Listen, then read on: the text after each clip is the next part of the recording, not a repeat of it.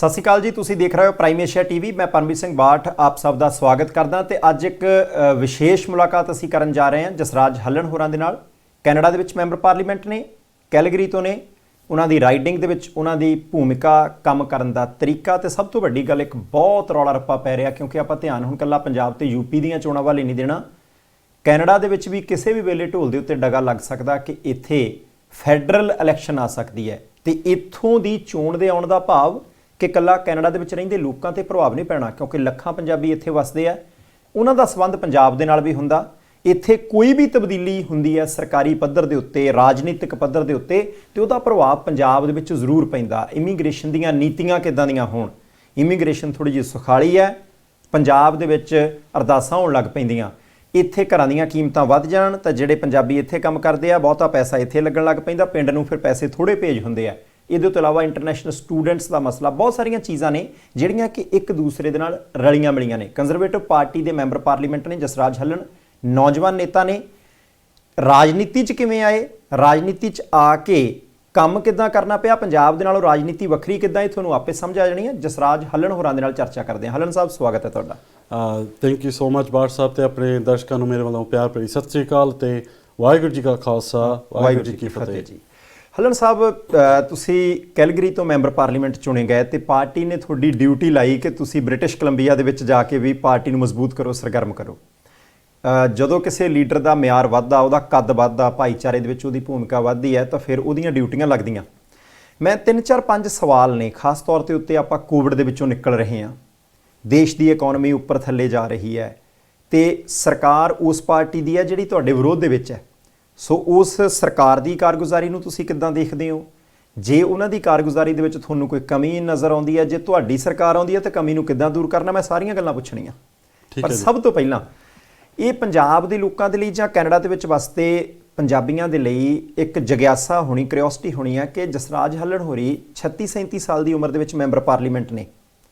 ਰਾਜਨੀਤੀ ਦੇ ਵਿੱਚ ਕਿਵੇਂ ਆਉਣਾ ਪਿਆ? ਤੁਹਾਡਾ ਪਿਛੋਕੜ ਕਿੱਥੋਂ ਦਾ, ਇੱਥੋਂ ਦੇ ਬੌਰ ਨੂੰ ਜਾਂ ਫਿਰ ਹੋਰ ਕਿਤੇ ਜਨਮ ਹੋਇਆ ਤੇ ਇੱਧਰ ਆਏ, ਉਹ ਦੱਸਿਓ ਥੋੜ੍ਹਾ। ਬਿਲਕੁਲ, ਥੈਂਕ ਯੂ ਸੋ ਮਚ ਜੀ। ਤੇ ਮੇਰਾ ਉੱਦਾਂ ਬਰਥ ਹੋਇਆ ਦੁਬਈ ਦੇ ਵਿੱਚ ਜੀ। ਅਸੀਂ ਕੈਨੇਡਾ ਨੂੰ 1988 ਦੇ ਵਿੱਚ ਮੂਵ ਹੋਏ ਸੀ, ਮੈਂ ਤੇ ਆਪਣੇ ਬ੍ਰਦਰ। ਮੇਰੀ ਸਿਸਟਰ ਇੱਥੇ ਹੋਈ ਸੀ ਆਉਣ ਤੋਂ ਬਾਅਦ ਜੀ। ਤੇ ਅਸੀਂ ਐਸੀ ਰਾਈਡਿੰਗ ਦੇ ਵਿੱਚ ਜਿਹੜਾ ਮੈਂ ਰੈਪਰੈਜ਼ੈਂਟ ਕਰਦਾ ਅੱਜ ਦੀ ਡੇਟ ਦੇ ਵਿੱਚ, ਅਸੀਂ ਇੱਥੇ ਹੀ ਮੂਵ ਹੋਏ ਸੀਗੇ। ਮੈਨੂੰ ਯਾਦ ਆ ਐਸੀ ਰਾਈਡਿੰਗ ਦੇ ਵਿੱਚ ਸਾਨੂੰ ਲੋ ਇਨਕਮ ਬੱਸ ਪਾਸ ਦੀ ਲਾਈਨ ਦੇ ਵਿੱਚ ਖੜਨਾ ਪਿਆ ਜਦੋਂ ਨਵੇਂ ਆਏ ਸੀ। ਜਦੋਂ ਨਵੇਂ ਆਏ ਸੀਗੇ, ਠੀਕ ਹੈ ਜੀ। ਤੇ ਈਵਨ ਲੇਟਰ ਔਨ ਸਾਡੇ ਕੋਲ ਇੰਨੇ ਵੀ weren't coming from very rich family, ਤੇ ਸਾਡੇ ਕੋਲ ਉਹਨਾਂ ਕੀ ਸੀਗਾ, mum dad were very hard working. ਤੇ ਡੈਡ ਟੈਕਸੀ ਦਾ ਕੰਮ ਕਰਦੇ ਸੀਗੇ, ਮਮ ਦੋ ਜੌਬਾਂ ਕਰਦੇ ਸੀਗੇ ਜੀ। It was okay for us, like ਅਸੀਂ ਬੇਸਿਕਲੀ ਮੈਂ ਤੇ ਆਪਣੇ ਬ੍ਰਦਰ ਨੇ ਆਪਣੀ ਸਿਸਟਰ ਨੂੰ ਪਾਲਿਆ। ਅੱਛਾ ਜੀ। But we had to do that.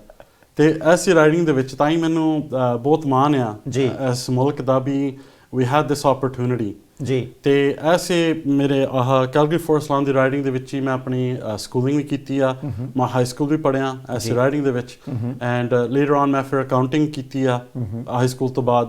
ਉਸ ਤੋਂ ਬਾਅਦ ਫਿਰ ਅਸੀਂ 2-3 ਜਣਿਆਂ ਨੇ ਰਲ ਮਿਲ ਕੇ ਇੱਕ ਹੋਮ ਬਿਲਡਿੰਗ ਕੰਪਨੀ ਸ਼ੁਰੂ ਕੀਤੀ ਸੀ ਜੀ। ਉਹਦੇ ਨਾਲ ਦੇ ਨਾਲ ਸਾਨੂੰ ਬਹੁਤ ਸੇਵਾ ਕਰਨ ਦਾ ਮੌਕਾ ਮਿਲਿਆ ਜੀ, whether it was through charity work ਜਾਂ ਗੁਰਦੁਆਰਾ ਸਾਹਿਬ ਦੇ ਥਰੂ। ਵੈਸੇ ਤਾਂ ਸਾਡਾ ਸ਼ੁਰੂ ਤੋਂ ਹੀ ਗੁਰਦੁਆਰਾ ਸਾਹਿਬ ਦੇ ਨਾਲ ਬਹੁਤ ਪਿਆਰ ਆ। ਮਾਮ ਸਾਨੂੰ ਛੋਟਿਆਂ ਤੋਂ ਪਹਿਲਾਂ ਹੀ ਉੱਥੇ ਹੀ ਲੈ ਕੇ ਜਾਂਦੇ ਸੀਗੇ every single day. And so ਉੱਥੋਂ ਸਾਨੂੰ ਅਸੀਸਾਂ ਵੀ ਬਹੁਤ ਮਿਲੀਆਂ ਜੀ ਤੇ ਸੇਵਾ ਕਰਨ ਦਾ ਬਹੁਤ ਮੌਕਾ ਮਿਲਿਆ। ਸਾਡੇ ਬਜ਼ੁਰਗਾਂ ਨੇ ਬਹੁਤ ਕੁਛ ਸਿਖਾਇਆ, ਅੱਜ ਵੀ ਹੁਣ ਵੀ ਬਹੁਤ ਕੁਛ ਸਿਖਾਉਂਦੇ ਆ ਤੇ ਅਸੀਸਾਂ ਵੀ ਮਿਲਦੀਆਂ ਜੀ। ਉਸ ਤੋਂ ਬਾਅਦ ਇੱਕ ਸਾਡੇ ਬਹੁਤ ਪਿਆਰੇ ਵੀਰ, ਸਾਡੇ ਸਵਰਗਵਾਸੀ ਭਾਈ ਮਨਮੀਤ ਸਿੰਘ ਭੁੱਲਰ ਜਿਹੜੇ ਸੀਗੇ, ਉਹਨਾਂ ਨੇ ਗੁਰਦੁਆਰਾ ਸਾਹਿਬ ਦੇ ਵਿੱਚ ਵੀ ਤੇ ਰਾਜਨੀਤੀ ਦੇ ਵਿੱਚ ਵੀ ਇੱਦਾਂ ਦੇ ਸਾਨੂੰ ਬਹੁਤ ਓਪਰਚੁਨਿਟੀਜ਼ ਦਿੱਤੀਆਂ ਉਹਨਾਂ ਨੇ। ਭਾਵੇਂ ਕੋਈ ਨਾ ਕੋਈ ਉਹ ਕਾਰਜ ਕਰਦੇ ਹੁੰਦੇ ਸੀਗੇ ਜਿਹਦੇ ਵਿੱਚ we were all able to take part in that ਜੀ। ਉਹਦੇ ਨਾਲ ਦੇ ਨਾਲ ਫਿਰ 2015 ਦੇ ਵਿੱਚ ਉਹਨਾਂ ਨੇ ਪਹਿਲਾਂ ਜਦੋਂ ਪੁੱਛਿਆ ਸੀਗਾ ਵੀ you need to run, ਉਹ ਕਹਿੰਦੇ ਸੀ you need to run, ਤੇ ਉਦੋਂ 2015 ਦੇ ਵਿੱਚ ਜ਼ਿਆਦਾ ਮਨ ਨਹੀਂ ਸੀ ਬਣਿਆ।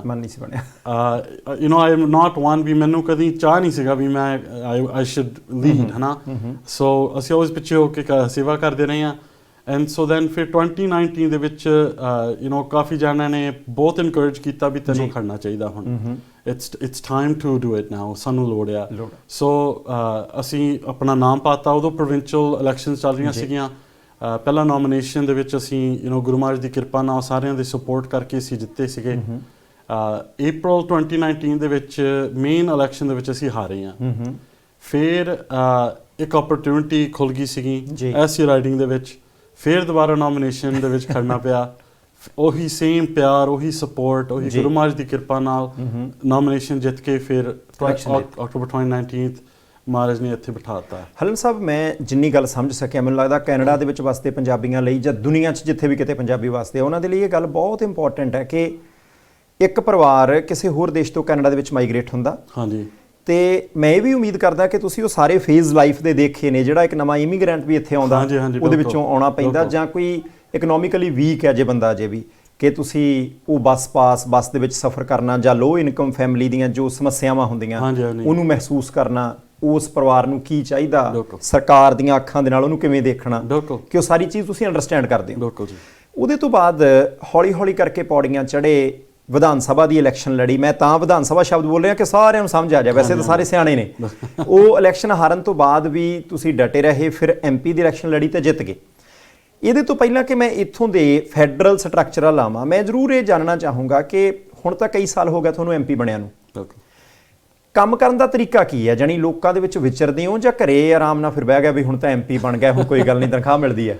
ਦੇਖੋ ਜੀ, ਅਸੀਂ ਸ਼ੁਰੂ ਤੋਂ ਇਹੀ ਸਿੱਖੇ ਹਾਂ, ਸਪੈਸ਼ਲੀ ਸਾਡੇ ਬਜ਼ੁਰਗਾਂ ਤੋਂ ਅਸੀਂ ਇਹੀ ਸਿੱਖੇ ਹਾਂ ਵੀ ਐਵਰੀ ਡੇ ਐਵਰੀ ਮਿੰਟ ਤੁਹਾਨੂੰ ਐਕਸੈਸਿਬਲ ਹੋਣਾ ਚਾਹੀਦਾ। ਵੀ ਸਾਨੂੰ ਵੀ ਮਿਹਨਤ ਤੋਂ ਬਿਨਾਂ ਕੁਛ ਨਹੀਂ ਹੁੰਦਾ, ਸਪੈਸ਼ਲੀ ਇਸ ਮੁਲਕ ਦੇ ਵਿੱਚ। ਅਸੀਂ ਇੱਦਾਂ ਦੇ ਦੇਸ਼ ਵਿੱਚ ਰਹਿੰਦੇ ਹਾਂ ਵੀ ਜਿਹੜਾ ਵੀ ਤੁਸੀਂ ਹਾਰਡ ਵਰਕ ਕਰਦੇ ਹੋ ਉਹਦਾ ਫਲ ਮਿਲਦਾ ਹੁੰਦਾ ਆ, ਐਂਡ ਉਹ ਹਾਰਡ ਵਰਕ ਤੋਂ ਬਿਨਾਂ ਨਹੀਂ ਕੋਈ ਗੱਲ ਬਣਦੀ। ਮੈਂ ਇੱਕ ਤੁਹਾਨੂੰ ਐਗਜ਼ਾਮਪਲ ਵੀ ਦੇ ਦਿੰਦਾ। ਅਸੀਂ ਹਾਰੇ ਸੀ, ਮੈਂ ਤੁਹਾਨੂੰ ਦੱਸਿਆ ਪ੍ਰੋਵਿੰਸ਼ਲੀ ਅਸੀਂ ਹਾਰੇ ਸੀ, ਤੇ ਪਰ ਮੈਨੂੰ ਚਲੋ ਥੋੜੀ ਜਿਹੀ ਹੁੰਦਾ ਆ ਵੀ ਯਾਰ ਹਾਰ ਗਏ ਆ, ਪਰ ਮੈਨੂੰ ਇੰਨੀ ਖੁਸ਼ੀ ਸੀਗੀ ਵੀ ਕਿੰਨੀ ਐਫਰਟਸ ਲਾਈਆਂ ਸਾਰਿਆਂ ਨੇ। ਸਾਡੇ ਕੋਲ ਇੰਨੇ ਯੂਥ ਸੀਗੇ, -40 ਡਿਗਰੀ ਟੈਂਪਰੇਚਰ ਦੇ ਵਿੱਚ ਉਹ ਡੋਰ ਨੌਕਿੰਗ ਤੇ ਪਹਿਲਾਂ ਪਹੁੰਚ ਜਾਂਦੇ ਸੀਗੇ ਡੋਰਾਂ ਤੇ। ਸੋ ਆਲਵੇਜ਼ ਮੈਂ ਇਹੀ ਕਹਿਣਾ ਵੀ ਰਿਜ਼ਲਟ ਦਾ ਉਹ ਨਹੀਂ ਦੇਖਣਾ ਚਾਹੀਦਾ। ਜੇ ਐਫਰਟਸ ਫੁੱਲ ਹੋਣ then it makes it feel ਵੀ ਅਸੀਂ ਕੁਛ ਨਾ ਕੁਛ ਅਕੰਪਲਿਸ਼ ਕੀਤਾ ਆ। So same thing with this now, ਸਾਨੂੰ ਇੱਦਾਂ ਦੇਖਣਾ ਚਾਹੀਦਾ ਵੀ ਜਿਹੜੇ ਸਾਡੇ ਕੰਸਟੀਚੂਐਂਟ ਆ ਉਹ ਸਾਡੇ ਬਾਸ ਆ, ਨਾਟ ਅਦਰ ਵੇ ਅਰਾਊਂਡ। ਉਹਨਾਂ ਨੇ ਸਾਨੂੰ ਇੱਥੇ ਬਿਠਾਇਆ, ਸਾਡੇ ਜਿੰਨੇ ਸਪੋਰਟਰ ਆ, ਜਿਨ੍ਹਾਂ ਨੇ ਡੋਨਰ ਆ, ਜਿਨ੍ਹਾਂ ਨੇ ਸਾਨੂੰ ਪੈਸੇ ਡੋਨੇਟ ਕੀਤੇ ਆ, ਸਾਡੀ ਓਬਲੀਗੇਸ਼ਨ, ਸਾਡੀ ਡਿਊਟੀ ਆ ਵੀ ਅਸੀਂ ਹਰ ਵਕਤ ਉਹਨਾਂ ਲਈ ਐਕਸੈਸਿਬਲ ਵੀ ਰਹੀਏ, ਤੇ ਅਸੀਂ 110% ਐਫਰਟ ਸਾਨੂੰ ਲਾਣੇ ਚਾਹੀਦੇ ਆ। ਐਂਡ ਮੈਂ ਇੱਕ ਹੋਰ ਤੁਹਾਨੂੰ ਦੱਸ ਦਵਾਂ ਵੀ ਜਿਹੜਾ ਕੰਮ ਆ MP ਦਾ, ਜਿਹੜਾ ਸਾਡਾ ਜਿਹਨੂੰ ਬ੍ਰੈਡ ਐਂਡ ਬਟਰ ਕਹਿੰਦੇ ਆ, ਉਹ ਹੈਗਾ ਆ ਜੋ ਤੁਹਾਡੇ ਕੰਸਟੀਚੁਐਂਸੀ ਆਫਿਸ ਦੇ ਵਿੱਚੋਂ ਹੁੰਦਾ ਆ। ਜਿਹੜੇ ਸਾਡਾ ਕੇਸ, ਜਿਹੜੇ ਕੇਸ ਆਉਂਦੇ ਆ ਸਾਡੇ ਕੋਲ, that is our main duty. I see that. ਕਈ ਵਾਰ ਅਸੀਂ ਸਮਝਦੇ ਹਾਂ ਵੀ ਯਾਰ ਉੱਥੇ ਆਟੋ ਜਾ ਕੇ ਵਧੀਆ ਸਪੀਚਾਂ ਦਈਏ, and those kind of things, but ਜਿਹੜਾ ਐਕਚੁਅਲ ਸਾਡਾ ਕੰਮ ਆ ਵੀ ਲੋਕ ਤੁਹਾਡੇ ਕੋਲ ਡਾਇਰੈਕਟ ਲਿੰਕ 'ਚ ਰਹੀਏ, ਕੰਮ ਉਹਨਾਂ ਦਾ ਦੇਖੀਏ। ਬਿਲਕੁਲ, ਦੇ ਹੈਵ ਹਾਰਡਸ਼ਿਪਸ, ਵੀ ਤੁਸੀਂ ਉਹਨਾਂ ਦੀ ਕੋਈ ਪ੍ਰੋਬਲਮ ਆ, you have to help solve it. And when you doing that, ਵੀ ਜੇ ਤੁਸੀਂ 110% ਨਹੀਂ ਐਫਰਟ ਲਾਉਂਦੇ, ਫਿਰ ਤੁਸੀਂ ਆਪਣੀ ਡਿਊਟੀ ਨਹੀਂ ਪੂਰੀ ਨਿਭਾ ਰਹੇ। ਦੈਟਸ ਵਾਟ ਆਈ ਸੀ। ਹਲਨ ਸਾਹਿਬ, ਤੁਹਾਡੇ ਆਫਿਸ ਦੇ ਵਿੱਚ ਕੋਈ ਈਮੇਲ ਆਉਂਦੀ ਆ ਕਿ ਮੈਂ ਤੁਹਾਡੀ ਰਾਈਡਿੰਗ 'ਚ ਆ ਜਾਂ ਰਾਈਡਿੰਗ ਦੇ ਇੱਧਰ ਉੱਧਰ ਵੀ ਆ, ਤੇ ਮੇਰੀ ਆ ਸਮੱਸਿਆ, ਮੇਰੀ ਆ ਪ੍ਰੋਬਲਮ ਆ, ਜਾਂ ਤੁਹਾਡੇ ਆਫਿਸ ਦੇ ਵਿੱਚ ਕੋਈ ਬੰਦਾ ਵਿਜ਼ਿਟ ਕਰਦਾ, ਕੋਵਿਡ ਤੋਂ ਪਹਿਲਾਂ ਦੀ ਗੱਲ ਕਰ ਲੈਂਦੇ ਹਾਂ, ਕੀ ਈਮੇਲ ਦਾ ਆਨਸਰ ਕਰਦੇ ਹੋ, ਜਾਂ ਤੁਹਾਡਾ ਸਟਾਫ ਈਮੇਲ ਦਾ ਆਨਸਰ ਕਰਦਾ? ਚਾਹੇ ਕੰਮ ਹੋ ਸਕਣਾ ਨਹੀਂ ਹੋ ਸਕਣਾ, ਉਹ ਤਾਂ ਲਾਅ ਦੇ ਉੱਤੇ ਡਿਪੈਂਡ ਕਰਦਾ। ਬਿਲਕੁਲ, ਇਹ ਬਹੁਤ ਵੱਡੀ ਗੱਲ ਆ, ਬਿਕਾਜ਼ ਸਾਨੂੰ ਸਾਰਿਆਂ ਨੂੰ ਪਤਾ ਆ ਵੀ ਭਾਵੇਂ ਕੈਨੇਡਾ 'ਚ ਹੋਈਏ, ਦੁਨੀਆ ਭਰ ਹੋਈਏ, ਅਸੀਂ ਇੱਕੋ ਹੀ ਕਮਿਊਨਿਟੀ ਆ। ਸਾਡੀ ਕਮਿਊਨਿਟੀ ਵੀ ਇੰਨੀ, ਇਟਸ ਨਾਟ ਦੈਟ ਬਿਗ ਜੇ ਦੇਖਿਆ ਜਾਵੇ। everyone knows each other. So even ਲੋਕੀ ਡਾਇਰੈਕਟਲੀ ਫੋਨ ਕਰ ਲੈਂਦੇ ਆ, ਜਾਂ ਕੋਈ ਜਿਹੜਾ ਦੋਸਤ ਜਾਂ ਮਿੱਤਰ ਹੁੰਦਾ ਨਾਲ, ਉਹਨਾਂ ਨੂੰ ਫੋਨ ਕਰਕੇ ਫਿਰ ਉਹ ਫੋਨ ਕਰਾ ਲੈਂਦੇ ਆ। ਮੇਨ ਥਿੰਗ ਇਹ ਆ ਵੀ ਸਾਨੂੰ ਐਕਸੈਸਿਬਲ ਹੋਣਾ ਚਾਹੀਦਾ, and we need to be time ਸਿਰ ਆਨਸਰ ਦਈਏ। ਸੋ ਆਫ ਕੋਰਸ ਈਮੇਲਸ 'ਤੇ ਜੇ ਕੋਈ ਕੇਸ ਦਾ ਹੁੰਦਾ, ਸਾਡੇ ਕੋਲ ਕੇਸ ਵਰਕਰ ਹੁੰਦਾ, ਕਈ ਵਾਰ ਸਾਨੂੰ ਵੀ we have to get involved ਤੇ ਕਈ ਵਾਰ ਮਿਨਿਸਟਰ ਦੇ ਆਫਿਸ ਨਾਲ ਡੀਲ ਕਰਨੀ ਪੈਂਦੀ ਆ ਮੇਨ ਥਿੰਗ ਇਹ ਆ ਵੀ ਐਕਸੈਸਿਬਲ ਹੋਣਾ ਚਾਹੀਦਾ ਐਂਡ ਪ੍ਰੋਪਰ ਆਨਸਰ ਦੇਣਾ ਚਾਹੀਦਾ ਪ੍ਰੋਪਰ ਟਾਈਮ ਤੇ so of course those are really important ਜੀ ਸੋ ਮੈਂ ਇੱਕ ਵਾਰ ਫਿਰ ਪ੍ਰਾਈਮ ਏਸ਼ੀਆ ਟੀਵੀ ਦੇ ਪਰਿਵਾਰ ਦੇ ਮੈਂਬਰਾਂ ਨੂੰ ਦੱਸਦਾ ਕਿ ਅੱਜ ਸਾਡੇ ਕੋਲ ਕੰਜ਼ਰਵੇਟਿਵ ਪਾਰਟੀ ਦੇ ਮੈਂਬਰ ਪਾਰਲੀਮੈਂਟ ਜਸਰਾਜ ਸਿੰਘ ਹੱਲਣ ਸਾਹਿਬ ਨੇ ਕੈਲਗਰੀ ਤੋਂ ਜਿੱਤੇ ਹੈ ਰਾਈਡਿੰਗ ਦਾ ਮਤਲਬ ਹਲਕਾ ਕੌਨਸਟੀਚੁਐਂਸੀ ਕਿਉਂਕਿ ਅਸੀਂ ਵਾਰ-ਵਾਰ ਰਾਈਡਿੰਗ ਸ਼ਬਦ ਦੀ ਵਰਤੋਂ ਕਰਾਂਗੇ ਹੋ ਸਕਦਾ ਕਿ ਨਵੇਂ ਵੋਟਰ ਸ਼ਾਇਦ ਉਹਦੇ ਨਾਲ ਅਜੇ ਯੂਜ਼ ਟੂ ਨਾ ਹੋਣ ਜਿਨ੍ਹਾਂ ਨੇ ਪਹਿਲੀ ਵਾਰੀ ਵੋਟਾਂ ਪਾਉਣੀਆਂ ਉਹਨਾਂ ਦੇ ਲਈ ਇਹ ਕੁਝ ਚੀਜ਼ਾਂ ਨਵੀਆਂ ਹੋ ਸਕਦੀਆਂ ਉਹਨਾਂ ਦਾ ਜੀਵਨ ਕੀ ਹੈ ਕਿਵੇਂ ਪੋਲਿਟਿਕਸ ਦੇ ਵਿੱਚ ਆਏ ਕਿਵੇਂ ਹਾਰ ਕੇ ਮੁੜ ਕੇ ਜਿੱਤੇ ਨੇ ਉਹਦੇ ਤੋਂ ਬਾਅਦ ਕੰਮ ਕਿੱਦਾਂ ਕਰਦੇ ਉਹ ਸਾਰੀ ਚੀਜ਼ ਤੋਂ ਬਾਅਦ ਹੁਣ ਫਿਰ ਇੱਕ ਵਾਰੀ ਮੈਂ ਦੱਸਦੇ ਹਾਂ ਕਿ ਕੈਨੇਡਾ ਦੇ ਵਿੱਚ ਕਿਸੇ ਵੇਲੇ ਵੀ ਮੱਧਕਾਲੀ ਚੋਣਾਂ ਹੋ ਸਕਦੀਆਂ ਯਾਨੀ ਕਿ ਅਜੇ ਟਰਮ ਪੂਰੀ ਨਹੀਂ ਹੋਣੀ ਉਹਦੇ ਤੋਂ ਪਹਿਲਾਂ ਅਸਾਰ ਬਣਦੇ ਨਜ਼ਰ ਆ ਰਹੇ ਆ ਤੇ ਉਹਦੇ ਤੋਂ ਬਾਅਦ ਹੁਣ ਸਾਰੇ ਦੇਸ਼ ਦੀਆਂ ਕੀ ਸਮੱਸਿਆਵਾਂ ਨੇ ਕਿਉਂਕਿ ਜੇ ਇੱਕ ਪ੍ਰੋਵਿੰਸ ਦੇ ਵਿੱਚੋਂ ਇੱਕ ਸੂਬੇ ਦੇ ਵਿੱਚੋਂ ਇੱਕ ਮੈਂਬਰ ਪਾਰਲੀਮੈਂਟ ਦੀ ਡਿਊਟੀ ਦੂਸਰੇ ਪ੍ਰੋਵਿੰਸ ਦੇ ਵਿੱਚ ਲੱਗਦੀ ਹੈ ਕਿ ਉੱਥੇ ਜਾ ਕੇ ਵੋਟਰਾਂ ਨੂੰ ਮੋਟੀਵੇਟ ਕਰਨਾ ਹੈ ਉਹਨਾਂ ਨੂੰ ਆਪਣੀ ਪਾਰਟੀ ਦੇ ਹੱਕ ਦੇ ਵਿੱਚ ਜਿਹੜਾ ਤੁਸੀਂ ਲੈ ਕੇ ਆਉਣਾ ਹੈ ਇਹਦਾ ਮਤਲਬ ਹੈ ਕਿ ਹੁਣ ਫੈਡਰਲ ਸਟਰਕਚਰ ਦੇ ਵਿੱਚ ਜਿਹੜੀਆਂ ਦੇਸ਼ ਨੂੰ ਸਮੱਸਿਆਵਾਂ ਆ ਰਹੀਆਂ ਆਪਾਂ ਉਹਦੇ ਬਾਬਤ ਜਿਹੜੀਆਂ ਚਰਚਾਵਾਂ ਕਰਦੇ ਹਾਂ ਸਭ ਤੋਂ ਪਹਿਲਾਂ ਹੱਲਣ ਸਾਹਿਬ ਇਮੀਗ੍ਰੇਸ਼ਨ ਕਿਉਂਕਿ ਆਪਣੇ ਭਾਈਚਾਰੇ ਦੇ ਨਾਲ ਜੇ ਸਭ ਤੋਂ ਵੱਧ ਕੋਈ ਸ਼ਬਦ ਸੰਬੰਧਿਤ ਹੈਗਾ ਤਾਂ ਇਮੀਗ੍ਰੇਸ਼ਨ ਹੈ ਬਿਲਕੁਲ ਜਿਹੜਾ ਬੰਦਾ ਇੱਥੇ ਆਉਂਦਾ ਉਹਦਾ ਪੇਪਰ ਵਰਕ ਮੁਕੰਮਲ ਹੋ ਜਾਏ ਫਿਰ ਉਹ ਪਿੱਛੇ ਉਹਦੇ ਫੈਮਿਲੀ ਹੈ ਫਿਰ ਉਹ ਰਿਲੇਟਿਵਸ ਦੇ ਬਾਰੇ ਵੀ ਸੋਚਦਾ ਕਿ ਇੱਥੇ ਇਸ ਦੇਸ਼ ਨੂੰ ਲੋਕਾਂ ਦੀ ਲੋੜ ਹੈ ਉੱਥੋਂ ਦੇ ਲੋਕਾਂ ਦੀ ਲੋੜ ਹੈ ਕਿ ਭਾਈ ਚੰਗਾ ਕੰਮ ਚੰਗਾ ਲਾਈਫ ਸਟਾਈਲ ਇੱਥੇ ਮਿਲਦਾ ਤੇ ਆਪਾਂ ਕਿਉਂ ਨਾ ਆਪਣੇ ਬੰਦੇ ਨੂੰ ਲੈ ਕੇ ਆਈਏ ਹੋ ਸਕਦਾ ਤੁਹਾਨੂੰ ਥੋੜ੍ਹਾ ਜਿਹਾ ਹਾਰਡ ਲੱਗੇ ਆਮ ਇਹ ਭਾਵਨਾ ਕਈ ਵਾਰੀ ਆਮ ਲੋਕਾਂ 'ਚ ਪਾਈ ਜਾਂਦੀ ਹੈ ਮੈਂ ਆਪਦੀ ਨਹੀਂ ਕਹਿੰਦਾ ਕਿ ਸ਼ਾਇਦ ਥੋੜ੍ਹੀ ਜਿਹੜੀ ਪਾਰਟੀ ਹੈ ਉਹ ਇਮੀਗ੍ਰੇਸ਼ਨ ਦੇ ਨਿਯਮਾਂ ਦੇ ਲਈ ਥੋੜ੍ਹੀ ਸਖਤ ਹੈ ਤੇ ਜਿਨ੍ਹਾਂ ਦੀ ਇਸ ਵੇਲੇ ਗਵਰਨਮੈਂਟ ਹੈ ਸ਼ਾਇਦ ਉਹ ਥੋੜ੍ਹੇ ਨਰਮ ਨੇ ਕੀ ਇਹ ਗੱਲ ਸੱਚ ਹੈ ਭਾਜੀ ਦੇਖੋ ਅਸੀਂ ਇਹ ਪਹਿਲਾਂ ਤਾਂ ਕਿੰਨੀ ਵੱਡੀ ਗੱਲ ਆ ਵੀ ਇੱਕ ਇਮੀਗ੍ਰੈਂਟ ਮੇਰੇ ਵਰਗਾ ਸ਼ੈਡੋ ਕ੍ਰਿਟਿਕ ਆ ਇਮੀਗ੍ਰੇਸ਼ਨ ਦਾ ਜੀ ਹਨਾ ਬਹੁਤ ਵੱਡੀ ਗੱਲ ਆ ਇਨ ਮਾਈ ਆਈਜ਼ ਜੀ ਦੇਖੋ I don't see immigration ਕੋਈ partisan issue ਨਹੀਂ ਹੈਗਾ ਆ ਜੀ ਇਮੀਗ੍ਰੇਸ਼ਨ ਹੋਣੀ ਚਾਹੀਦੀ ਆ and that is what our party says to immigration ਵਧੀਆ ਲੈਵਲਸ ਤੇ ਆਣੀ ਚਾਹੀਦੀ ਆ ਬਿਕਾਜ਼ ਜਿਹੜਾ ਇਮੀਗ੍ਰੇਸ਼ਨ ਆ ਅੱਜ ਦੀ ਡੇਟ ਵਿੱਚ ਸਪੈਸ਼ਲੀ ਪੈਂਡੈਮਿਕ ਕਰਕੇ ਸਾਨੂੰ ਲੈਵਲਸ ਮੇਨਟੇਨ ਰੱਖਣੇ ਚਾਹੀਦੇ ਆ ਵੀ 10-20 ਸਾਲਾਂ ਤੋਂ ਬਾਅਦ ਫਿਰ ਹੀ ਪਤਾ ਲੱਗੂਗਾ ਜੇ ਕਦੀ ਇਮੀਗ੍ਰੇਸ਼ਨ ਡ੍ਰੌਪ ਹੁੰਦੀ ਆ ਜਿੱਦਾਂ ਅਸੀਂ ਹੁਣ ਦੇਖਿਆ ਉਹਦਾ ਜਾ ਕੇ 10-20 ਇਅਰਸ ਤੋਂ ਬਾਅਦ ਸਾਨੂੰ ਇਫੈਕਟ ਦਿਸਣ ਨੂੰ ਮਿਲਣਾ ਆ ਜੀ ਅੱਜ ਨਹੀਂ ਪਤਾ ਲੱਗਣਾ ਬਿਲਕੁਲ ਸੋ ਆਹ ਜਿਹੜਾ ਤੁਸੀਂ ਬੇਸਿਕਲੀ ਸਟੀਰੀਓਟਾਈਪ ਤੁਸੀਂ ਜਿਹੜਾ ਕਿਹਾ ਵੀ ਸਾਡੀ party is not favour of immigrants we have many immigrants not just in our party ਪਰ ਉਹ ਮੈਂਬਰ ਵੀ ਨੇ and on top of that ਦੇਖੋ ਅਸੀਂ ਪ੍ਰਮੋਟ ਕਰਦੇ ਹਾਂ ਜੀ we are party of immigration ਪਰ ਅਸੀਂ and more importantly ਸਭ ਤੋਂ ਜਿਹੜੀ ਇੰਪੋਰਟੈਂਟ ਗੱਲ ਆ that ਅਸੀਂ ਇਕਨੋਮੀ ਨੂੰ ਵੀ ਬਹੁਤ ਧਿਆਨ ਦਿੰਦੇ ਆ ਜੀ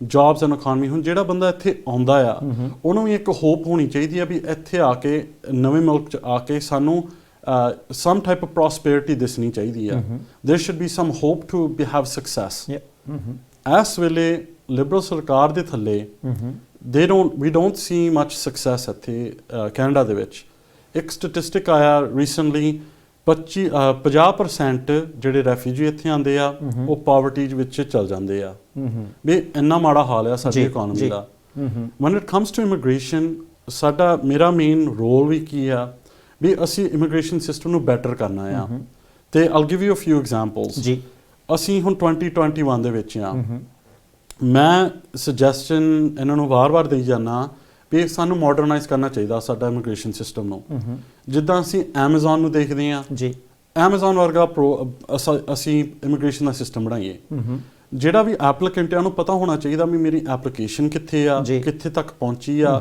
ਕਦੋਂ ਰਫਲੀ ਕਦੋਂ ਉਹ ਅਪਰੂਵ ਜਾਂ ਡਿਨਾਈ ਹੋਊਗੀ ਟਾਈਮ ਕਿੰਨਾ ਲੱਗਣਾ ਨਾਲੇ ਜਦੋਂ ਪਹਿਲਾਂ ਅਪਲਾਈ ਕਰਦਾ ਕੋਈ ਬੰਦਾ ਜੀ ਚੈੱਕਲਿਸਟ ਉੱਥੇ ਹੀ ਹੋਣੀ ਚਾਹੀਦੀ ਆ ਲਾਸਟ ਮੂਮੈਂਟ ਤੇ ਨਹੀਂ and the other thing is ਵੀ ਕਈ ਵਾਰ ਇੰਨੀ ਇਨਐਫੀਸ਼ੀਐਂਸੀ ਹੁੰਦੀ ਆ ਸਾਡੇ ਪ੍ਰੋਗਰਾਮ ਦੇ ਵਿੱਚ ਸੋ ਮੇਰਾ main role as a critic ਵੀ how can we make this better ਮੈਂ ਇੱਥੇ ਤੱਕ ਵੀ ਉਹਨਾਂ ਨੂੰ ਕਿਹਾ ਵੀ ਸਾਰਾ ਕੁਝ ਸਾਨੂੰ ਡਿਜੀਟਾਈਜ਼ ਕਰਨਾ ਚਾਹੀਦਾ ਆ ਸਾਰਾ ਕੁਝ ਆਨਲਾਈਨ ਕਰਕੇ ਈਵਨ ਸਾਡੇ ਜਿੰਨੀ ਇੰਟਰਵਿਊਜ਼ ਵੀ ਹੁੰਦੇ ਆ ਜੀ ਬਿਕਾਜ਼ ਸਾਡੇ ਆਫਿਸਿਸ ਦੇ ਵਿੱਚ 90% ਇਮੀਗ੍ਰੇਸ਼ਨ ਦੇ ਕੇਸ ਆ ਸਾਰੇ ਉਹੀ ਆਉਂਦੇ ਆ ਜੀ and how do we improve that so one suggestion also ਜਿਹੜੇ ਇੰਟਰਵਿਊ ਦਿੰਦੇ ਆ ਮੈਂ ਇਹਨਾਂ ਕਹਿਣਾ ਵੀ they should be recorded and they should be online as well permanently ਫਿਰ you save people's time, money and energy ਜੀ। ਤੇ ਕਈ ਵਾਰ ਇਦਾਂ ਹੁੰਦਾ ਆ, ਕੰਸਟੀਚੂਐਂਟ ਆਉਂਦਾ, ਉਹ ਕਹਿੰਦਾ ਵੀ